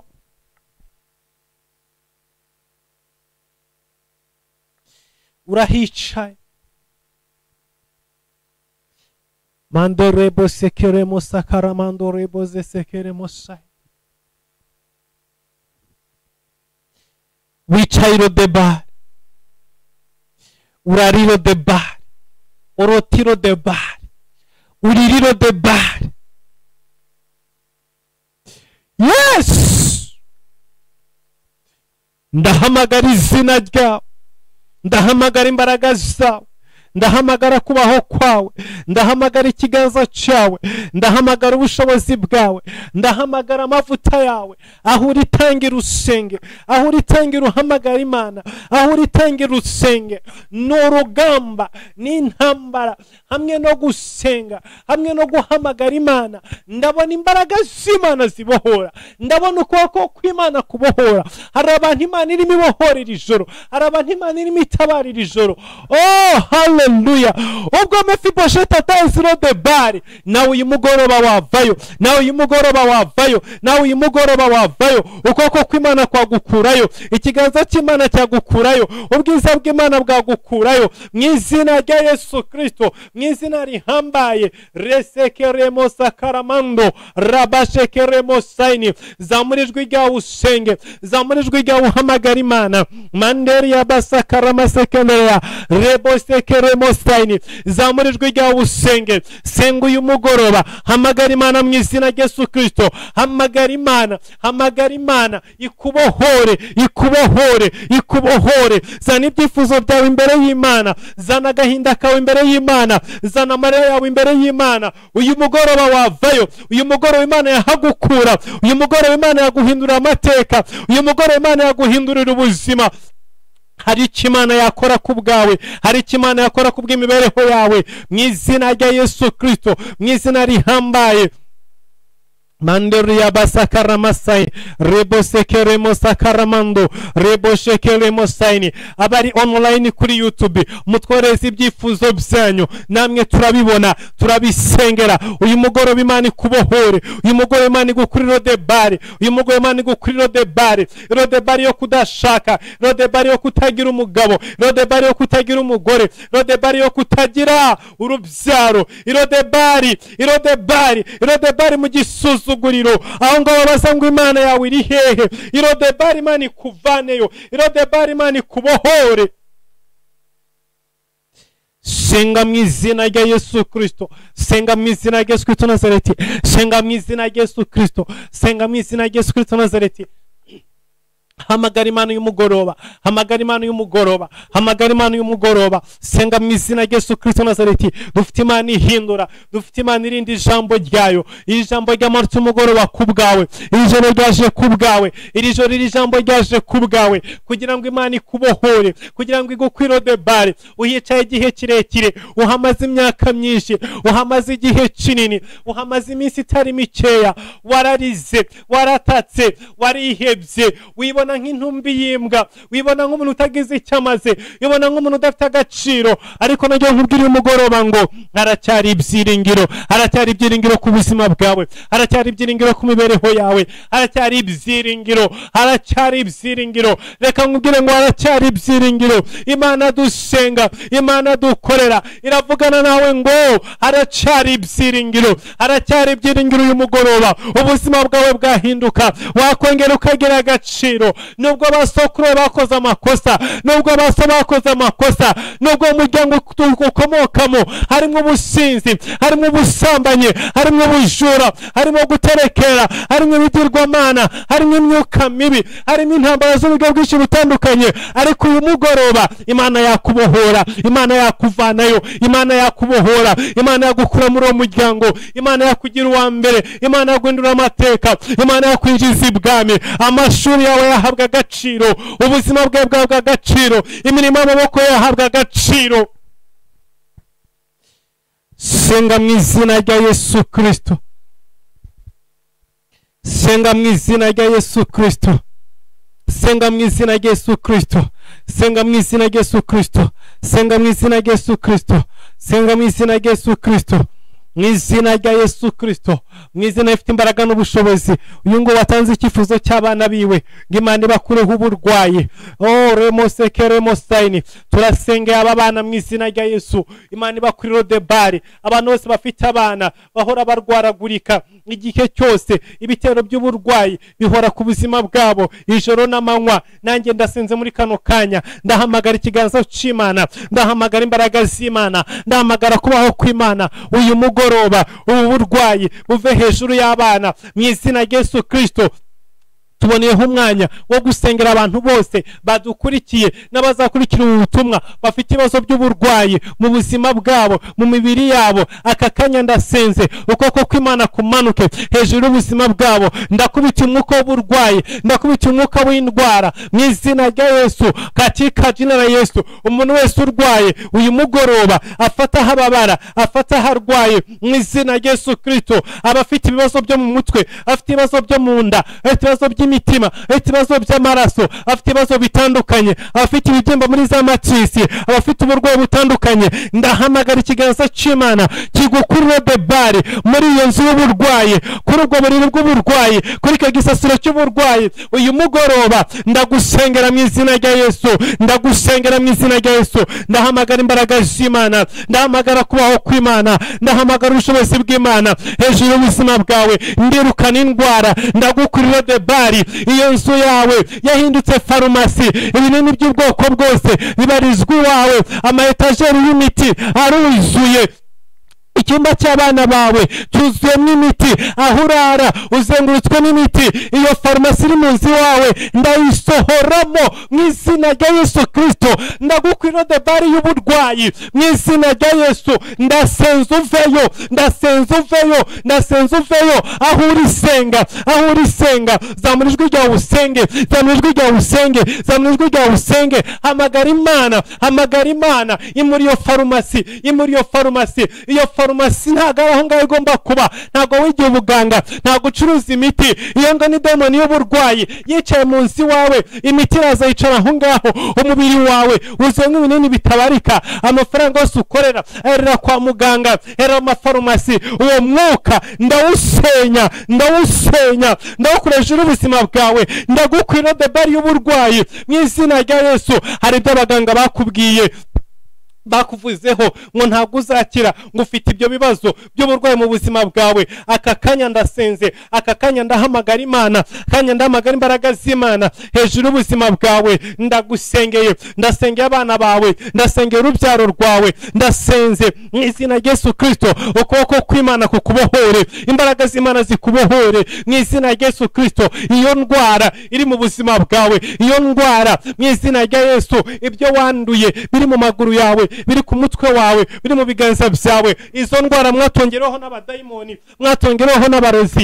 Ibyo ngibyo abarozi, ibyo ngibyo babasize, uko musa mu maso, uko mugaragara, uko nk'uko mumeze, uko muribwa mu magufwa, mu misokoro. Aka kanya ndasenze mu izina rya Yesu, ukuboko kw'Imana kugukwira debari y'uburwayi mu izina rya Yesu. Sokiro debari, viro debari, ndirukana uburwayi. Fatanya nanjye gusenga, zamura ijwi ryawe usenge. Hamagara Imana ikiza, hamagara Imana ibohora. Ndagusengeye mu izina rya Yesu. Senga mu izina rya Yesu, senga mu izina rya Yesu. Uwo mwuka mubi w'Irodebari uri mu rugo rwawe, warubatse, ufite urugo ariko ruhoramo induru, ruhoramo amahane, nta munezero, nta byishimo, ubukene bwarakwinjiranye, abademoni barakwinjiranye, uhorana agahinda, wumva wadivorusa, wumva urwo rugo waruta, wumva warusohokamo, urugo rwabaye rubi, abana barabihiwe, ibyo mu rugo byose burabishye, ubuzima burabishye, urugo rumeze nabi. Sengana nange muri kano kanya, zamura ijwi ryawe usenge, zamura ijwi ryawe usenge. Ndagusengera Imana igukwira Irodebari, Imana igukwira Irodebari mu izina rya Yesu. Urwo rugo rubi, urwo rugo rurimo ibibazo, urwo rugo rurimo agahinda, urwo rugo rurimo amaganya, urwo rugo rurimo ubukene, urwo rugo rurimo intonganya, rurimo kuvuga nabi, rurimo rwabuzemo umunezero, umunezero warabuze, ibyishimo byarabuze. Muri kano kanya ndahamagara ikiganza c'Imana, nuve Irodebari, nuve Irodebari, muri uko gutereranwa, muri uko gutukwa, muri ibyo bibazo, muri ayo marira, muri ako gahinda urugo ubayemo, wumva waruta, wumva waruhunga, wumva warusohokamo, wumva waruvamo, nta cyiza kirurimo, urubona nka Gehinomu, urubona nk'imbwa inuka, nk'intumbi y'imbwa, rwarapfuye. Satani yazanye intumbi y'imbwa ajugunya mu rugo rwawe, ibintu byose byabaye bibi, nta cyiza kirurimo, amasezerano yaragiye, ubona harindutse Gehinomu. Iri joro senga Imana ihindure, ikuvana Irodebari, urugi ruhindure rwiza, irihindure ruzima mu izina rya Yesu. Hamagara Imana, hamagara Imana, senga mu izina rya Yesu Kristo, senga mu izina rya Yesu, senga mu izina rya Yesu. Ndagusengera iri joro, Imana ihindura ibihe, Imana ihindura amateka, Imana nzima, Imana itabara, Imana ibohora mu izina rya Yesu Kristo Nazareti. Ibohora urugo rwawe, ikiza urugo rwawe. Hari abantu bafite intambara z'abadayimoni, baterwa n'abadayimoni, abarozi barabatera, bararabanigwa, imyuka mibi iraribaniga, iraribajwibura, imbaraga zikuzimu zirarozibaniga, zirarozibatera. Bafite ibitero by'abadayimoni byasuye ubuzima bwabo, barota nabi, barota birukankanwa n'inka, imbwa zirarozibirukankana, zirarozibarya, abarozi bararabadiha. Ahantu bari, ahantu batuye, bahahambye abapfu, bahahambye abapfu, bahahambye abapfu. Hari imyuka mibi mu mazu babamo, hari imyuka mibi mu makaritsiye babamo, ubuzima bwabo bwabaye bubi, bwuzuyemo imyuka mibi, bwuzuyemo imyuka y'abarozi. Abarozi bahanze ubuzima bwabo, barara babaroga mu ndya, barara babaroga mu ijoro, barara babaroga babagaburira. Ariko iri joro reka dusenge, reka dusenge, Imana itubohore, Imana ibohore ubuzima bwawe. Abarara bakuniga, abarara bagutongera, bari kure, bari mu bindi bihugu, bagufitiye ishyari, bagufitiye umujenya, bagufitiye ifuhe, kuko wize, kuko wibeshejeho, kubw'icyo wagezeho, kuko uri indege, kuko wabonye visa, kuko warangije amashuri, kuko uri umugabo mwiza, kuko uri umugore mwiza. Bafitiye ishyari ubuzima bwawe, barara bakugira nabi, bashaka kukwica, barara bagutongera, ntabwo bashaka kunezerwa, nta cyiza bakwifuriza. Ariko uyu mugoroba, iri joro, aya masaha, Imana ikuvana Irodebari hagati muri barozi. Aya masaha Uwiteka akuvana Irodebari muri abo bagizi ba nabi, muri abo bagome, muri abo bantu babi. Imana ihakuvane, Imana ihagukure mu izina rya Yesu. Zamura ijwi ryawe usenge, zamura ijwi ryawe usenge, senga mu izina rya Yesu. Hamagara Imana, hamagara imbaraga z'Imana, hamagara umwuka w'Imana. Nanjye ndagusengeye, ndabohoza ubuzima bwawe, ndabohoza umwuka wawe, ndabohoza ibiganza byawe, ndabohoza ibirenge byawe, ndabohoza mu izina rya Yesu. Inzozi zawe ndazisengeye, izo nzozi barara bakugaburira mu izina rya Yesu. Ndabohoza ubuzima bwawe, ibyo bakuvuzeho ngo ntuzashaka, ibyo bakuvuzeho ngo ntuzabyara, ibyo bakuvuzeho ngo nta hantu uzagera, ibyo bakuvuzeho ngo nta cyiza uzabona, ibyo bakuvuzeho ngo ntuzaryama ngo usinzire. Uwo mwuka mubi ndawusenya, ndawurimbura, ndawuvunagura, ndawucagagura. Abantu bose bafite atake y'abarozi, aka kanya ndagusengeye mu izina rya Yesu. Ndirukana uwo mwuka, ndirukana abarozi, ndirukana abadayimoni, ibirara bijwigira ku buzima bwawe, ibirara ibirara bikugendaho, izo mbaraga zikuzimu, izo mbaraga z'abadayimoni, ndahamagara umuriro ubohora, ndahamagara umuriro utwika, ndasenya mu izina rya Yesu iyo myuka mibi ikwicaje Lodebari mu izina rya Yesu. Abo bavuze ngo ntibazashaka, ntango bazagira, nta mariage zizabaho, abo ngo batujwe Lodebari, ubukwe bwabo bwabwishwe, bwavanyweho, baravuze ngo ntuzigere ushaka, baravuze ngo ntabwo uzigera ugira urugo ruzima. Aka kanya ndabohora ubuzima bwawe, ndasenga abantu bose bafite ikibazo cy'urushako mu izina rya Yesu Kristo, mu izina rya Yesu, mu izina rifite imbaraga, mu izina rikomeye, mu izina rihambaye, ndahamagara umuriro w'Imana, ndahamagara imbaraga z'Imana, ndahamagara kubaho kw'Imana mu izina rya Yesu. Icyo kintu cyose kikejura ubuzima bwawe, icyo kintu cyose kikwicayeho ngo ntuzashake, ngo urubyo rwawe ntiruzashake, abo ngo ntibazarongore, abakobwa bawe ntibazarongorwe, wowe ntuzashake, ntuzabona umugabo, ibyo byatwaye ikanzu yawe mu izina rya Yesu. Abo ubukwe bwabo bwafashwe n'abazimu, bwafashwe n'abakurambere, bwafashwe n'imyuka bapfuye, bwafashwe nabo mu bisekuru. Iri joro ndacagagura, iri joro ndavunagura, iri joro ndasenya, iri joro ndakubita hasi mu izina rya Yesu Kristo Nazareti. Ndaderivura mu izina rya Yesu Kristo abantu bafite abana bafite ibibazo byo guterwa, imyuka mu miryango bashatsemo, imyuka mu miryango bavukiyemo, mu izina rya Yesu ndabohora abo bana, ndabohora, ndacagagura karande mu izina rya Yesu. Ubwo buzima ndabukurira Lodebari, senga mu izina rya Yesu Kristo wa Nazareti. Zamurijwe ryawe usenge, komeza usenge, komeza uhamagara Imana. Ijoro hari ukuva Lodebari, ijoro hari ugusohoka Lodebari. Ndabona ukuboko kw'Imana kugukwira Lodebari, ndabona wicara ku meza y'umwami, ndabona wicara kuri table d'honneur, ndabona wicara ku meza y'umwami, ndabona usangira n'umwami mu izina rya Yesu Kristo. Hari abantu Satani yasize inzana mu buzima bwabo, ibyo kurya n'ibibazo, ibyo kunywa n'ibibazo, kugira ngo mujye nuko muba mwasenze, kugira ngo munywe nuko muba mwasenze.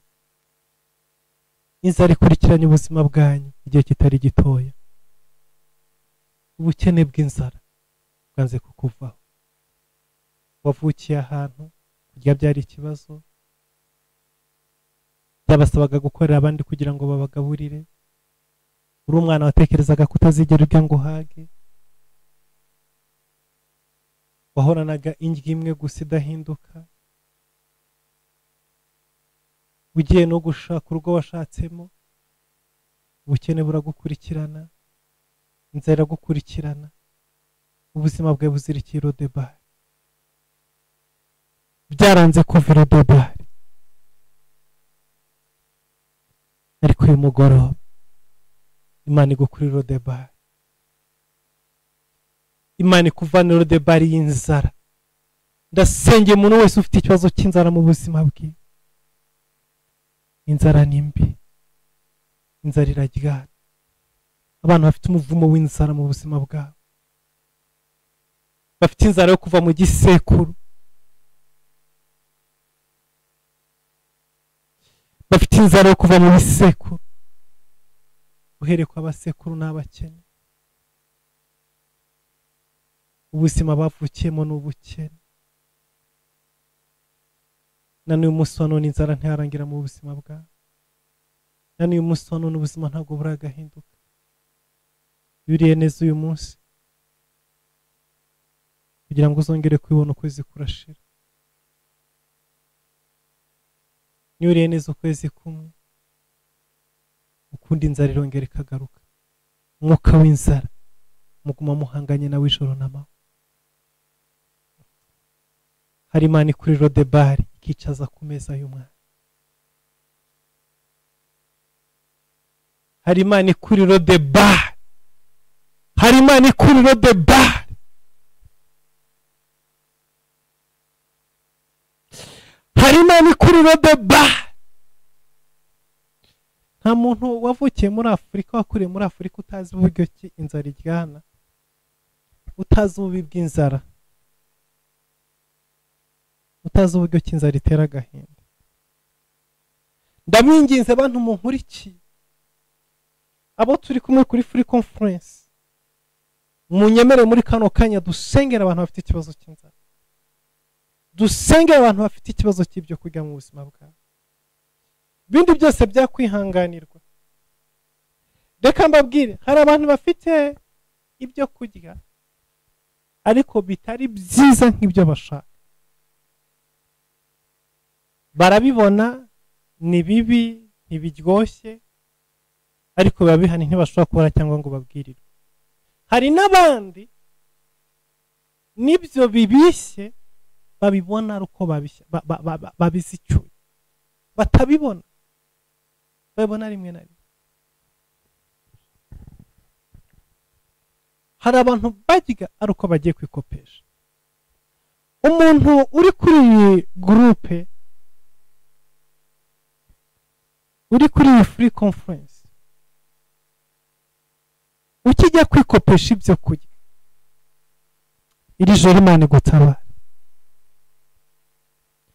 Buri ushobora gufata amadeni, ukaba wagira ideni, twese turikopesha, ukaba waguza umuntu amafaranga yo gukora ibindi bintu, ariko nibura ukaba washoboye guhaha ibyo kurya utikopesheje. Rero umuntu ukiri iro de bar yo kwikopesha amafaranga y'inzu y'ubukode hamwe n'amafaranga yo kurya, ibyo bintu ko ari bibi. Munyemerere bwoko bw'Imana, twinginga Imana, ushobora kuba ugikodesha n'ibyo utarabona inzu yawe, ariko nibura amafaranga yo kwishyura inzu ntabwo yabura, ariko nibura ibyo kurya nubwo byaba ari bibi urabihaha. Iyo wabonye amafaranga nibyo ushobora guhaha neza, ariko iyo yabuze basi umuceri n'ibishyimbo ntabwo bibura. Ariko umuntu ukigeraho ajya kwikopesha ibyo kurya kugira ngo arebe ko kwezi kwarangira, uyu mugore Imana imukora ikintu k'isipesiyali. Yego twese dukeneye ubutabazi, twese dukeneye imbabazi z'Imana, twese dukeneye kugirirwa neza n'Imana, ariko abantu bakikopesha ibyo kurya ukwezi gushira ntamenye aho azakura amafaranga y'inzu, mureke twinginga Imana ihindura ubuzima bwawe, ibavane iyi iro de bar imeze gutya. Numva impuhwe, numva imbabazi hejuru y'ubuzima bwawe. Imana yo mu ijuru ibarengere, Imana yo mu ijuru ibatabare, Imana yo mu ijuru ibohora ubuzima bwawe. Ndinginga Imana uyu mugoroba kugira ngo aba bantu bakuri iro de bar, niba nawe uri hano nkurikiye, umva ko mfite umutwaro wawe ku rundi rwego, umva ko mfite umutwaro kurunsa ibindi bibazo byose turimo dusengera hano. Imana igukize uyu mwuka, Imana ikubohoreho uyu mwuka. Imyambaro ni ibisanzwe, inkweto ni ibisanzwe, ariko ibyo kurya naho kuryama, ibintu ko ari bibi. Uyu mugoroba oya, ndinginze Imana ntibitegereze ejo, ntibitegereze ukundi kwezi, iri joro bihinduke mu izina rya Yesu Kristo Nazareti. Iri joro ubuzima bwawe buhoke mu izina rya Yesu. Iri joro Imana itabara ubuzima bwawe, iri joro Imana ikurengere, iri joro Imana igukureho uyu mwuka, iri joro Imana iguhindurira ubuzima mu izina rya Yesu Kristo Nazareti. Umuntu ukiburara kuko yabuze ibyo kurya, umuntu ukibwirirwa, umuntu usohorwa mu nzu, mu izina rya Yesu Kristo ndasenze ngo Imana irambura ukuboko kwayo, itabara ubuzima bwawe, igukurira de bari, ihindura amateka yawe, ihindura imibereho yawe mu izina rya Yesu Kristo. Bure ibindi bibazo byose wabana nabyo, warwana nabyo, warwana ariko wariye, warwana ariko ufite aho uryama, ariko kugira ibibazo ukarwana utariye, ukarwana udafite aho uryama, Imana ibikubohoreho mu izina rya Yesu. Ndasenzera ijoro Imana iguceho uyu mugozi, Imana ikuvana iro de bar, Imana igusohoreyo. Uwiteka Imana hari mu ijuru iraba agahinda kawe n'amarira yawe, yumva gutaka dutekera imbere yayo. Iri joro Imana igukize, iri joro Imana ikubohore, iri joro Imana ikuvana hano mu izina rya Yesu Kristo. Ndatakira Imana kubwo ubuzima bwawe, Uwiteka Imana kurengere. Umuntu wese washonje kumva uko inzara iryana, umuntu wabuze aho kuba akajya aragenda mu nzira atazi ahari butahe, arumva iki gikomere, arumva uburemere bw'irodebari yo kubura aho kuba.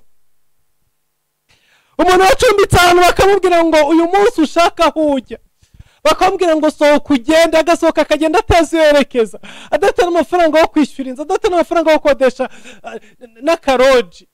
Urumva neza ako gahinda n'uwo mubabaro. Iri joro Imana ibohora umuntu uri muri ako kaga. Iri joro Imana ikura abantu bari rodebari, abantu barimo bazenguruka mu ngo z'abandi, abantu bacumbitse mu nzu z'abandi. Imana ikuvaneyo, Imana ikubohore. Umuntu ufite imyaka 18 ugicumbitse mu nzu y'abandi, atari iwabo, atari ku bushake bwiwe, akaba ari ukubera kubura uko agira, kubera ubupfubyi, kubera ibibazo bitandukanye.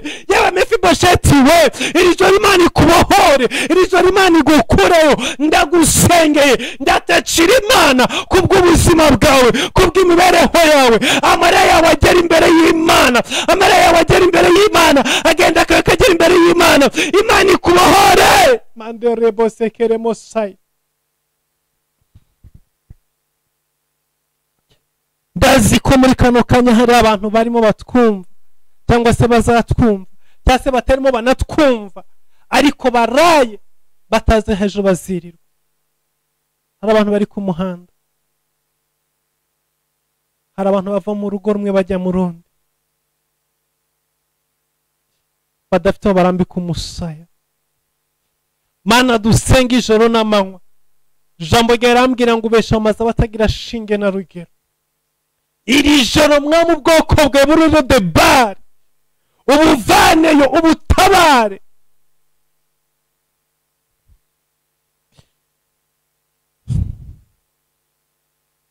Abana b'imfubyi badafite ababyeyi, badafite imiryango,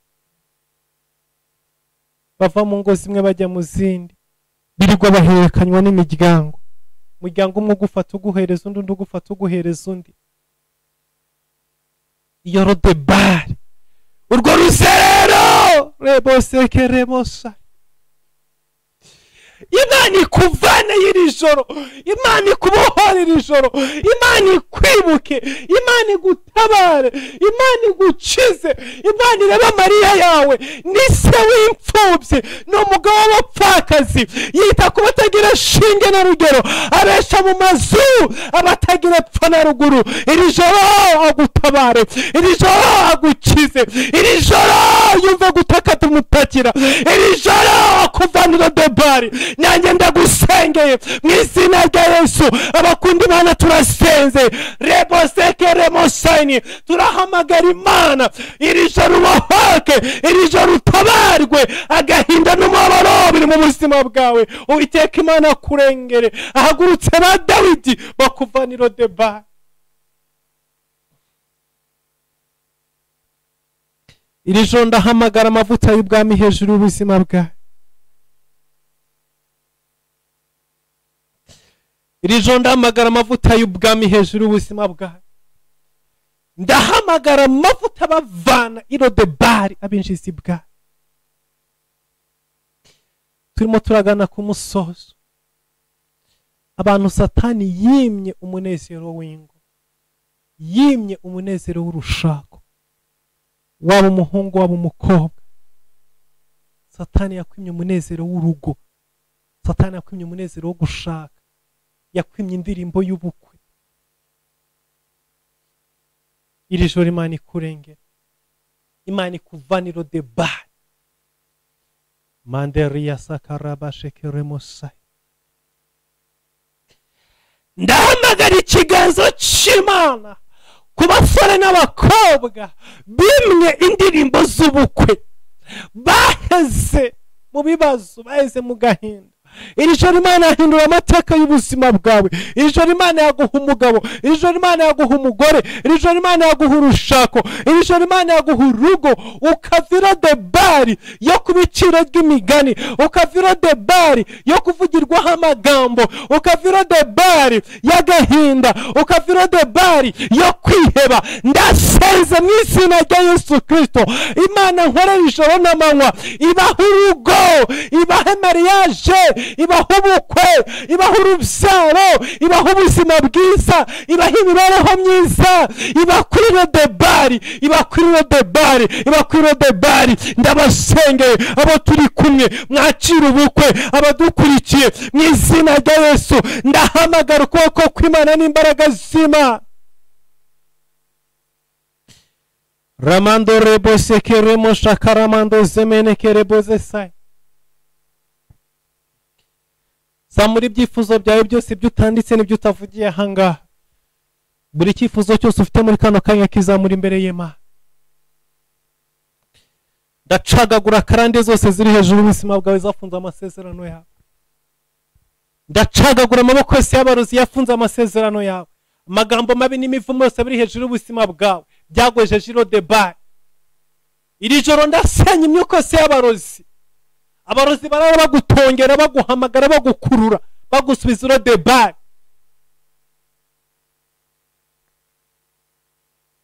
Abantu benshi aho bavuka, aho bakomoka habaye amatongo, kubera amateka y'ibihugu byacu, kubera amateka y'u Rwanda, kubera amateka y'u Burundi, kubera amateka ya Afrika. Ukisanga iwanyu harabaye amatongo, ariko nubwo hari amatongo inzozi zawe ntizivayo. Kubera iki? Kuko hari abantu bagenda aho ngaho nyine bazi ko so yahabaye, bazi ko mama we yahabaye, bahora bagukurura bakujyanayo, bahora bakurura umwuka wawe, bakurura amazina yawe, bajya kukubohayo, bajya kuguhambayo, bakurura mariage, bakurura urushako rwawe, bakurura urubyaro rwawe, bakurura amasezerano yawe, bahora bakuzirikira ijoro n'amanywa. Niho uhora wibona, niho uhora wisanga mu matongo, mu bintu byashaje, mu bintu byose byabaye, niho uhora. Kubera iki? Hari abantu bariyo bahora bagukurura, we nubwo utajya bo bajyaho, bajya kuhasura. Mwijoro mu bicuku bitwikira amajoro, bitwikira ibicuku.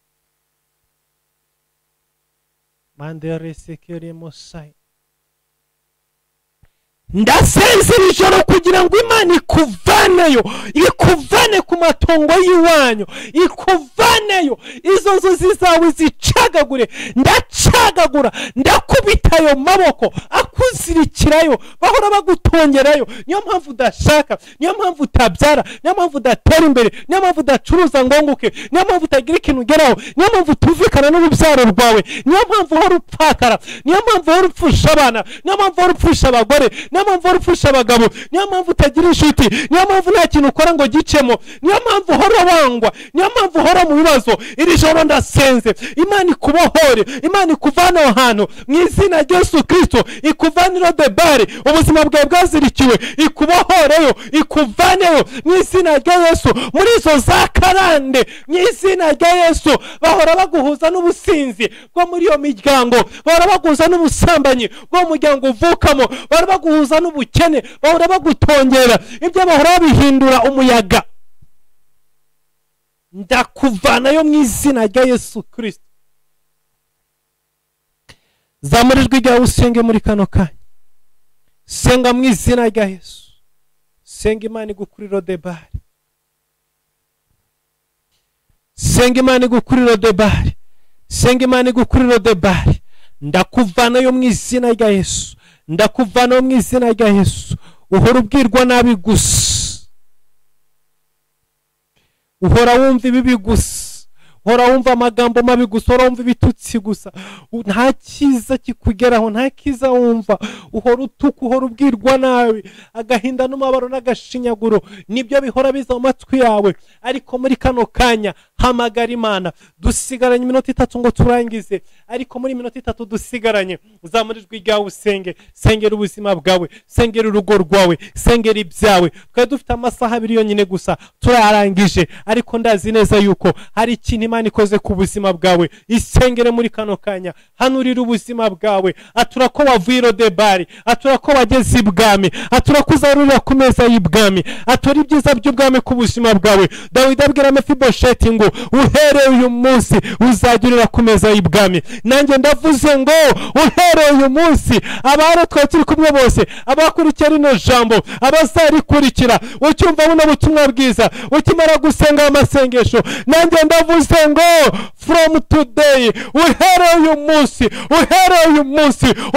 munsi uzajya ubwirwa neza uhereye uyu munsi uzagirira ku meza y'umwami uhereye uyu munsi ubukwe bwawe buraje urugo rwawe ruraje urubyaro rwawe ruraje uhereye uyu munsi amasezerano yawe araje uhereye uyu munsi amashuri yawe akugira umumaro uhereye uyu munsi agaciro kawe uhereye uyu munsi ntabwo uzongera kubwirwa nabi uhereye uyu munsi intsinzi iri mu biganza byawe uhereye uyu munsi ineza y'Imana iri ku buzima bwawe uhereye uyu munsi amasezerano y'Imana umugambi w'Imana biri kumwe nawe uhereye uyu munsi ibyiza by'Imana biri hejuru y'ubuzima bwawe uhereye uyu munsi umugambi w'Imana urakomeje ku buzima bwawe uhereye uyu munsi oh hallelujah abanzi bawe baraneshejwe uhereye uyu munsi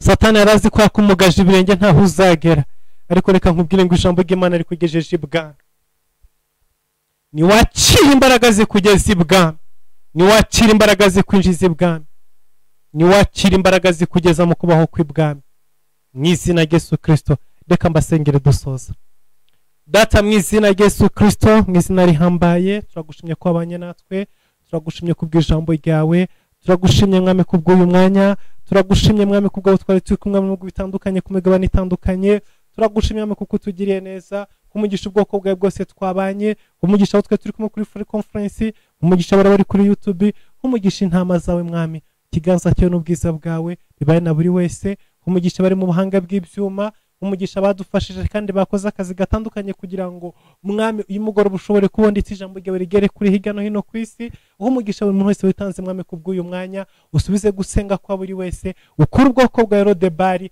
mwami utwinjize i Kanani Data utugeze i Yerusalemu utwicaze ku meza y'ibwami Data twambare imyambaro y'ibwami dusangire n'umwami kubw'icyo no kubw'izina ryawe mu izina rya Yesu Kristo Nazareti amen.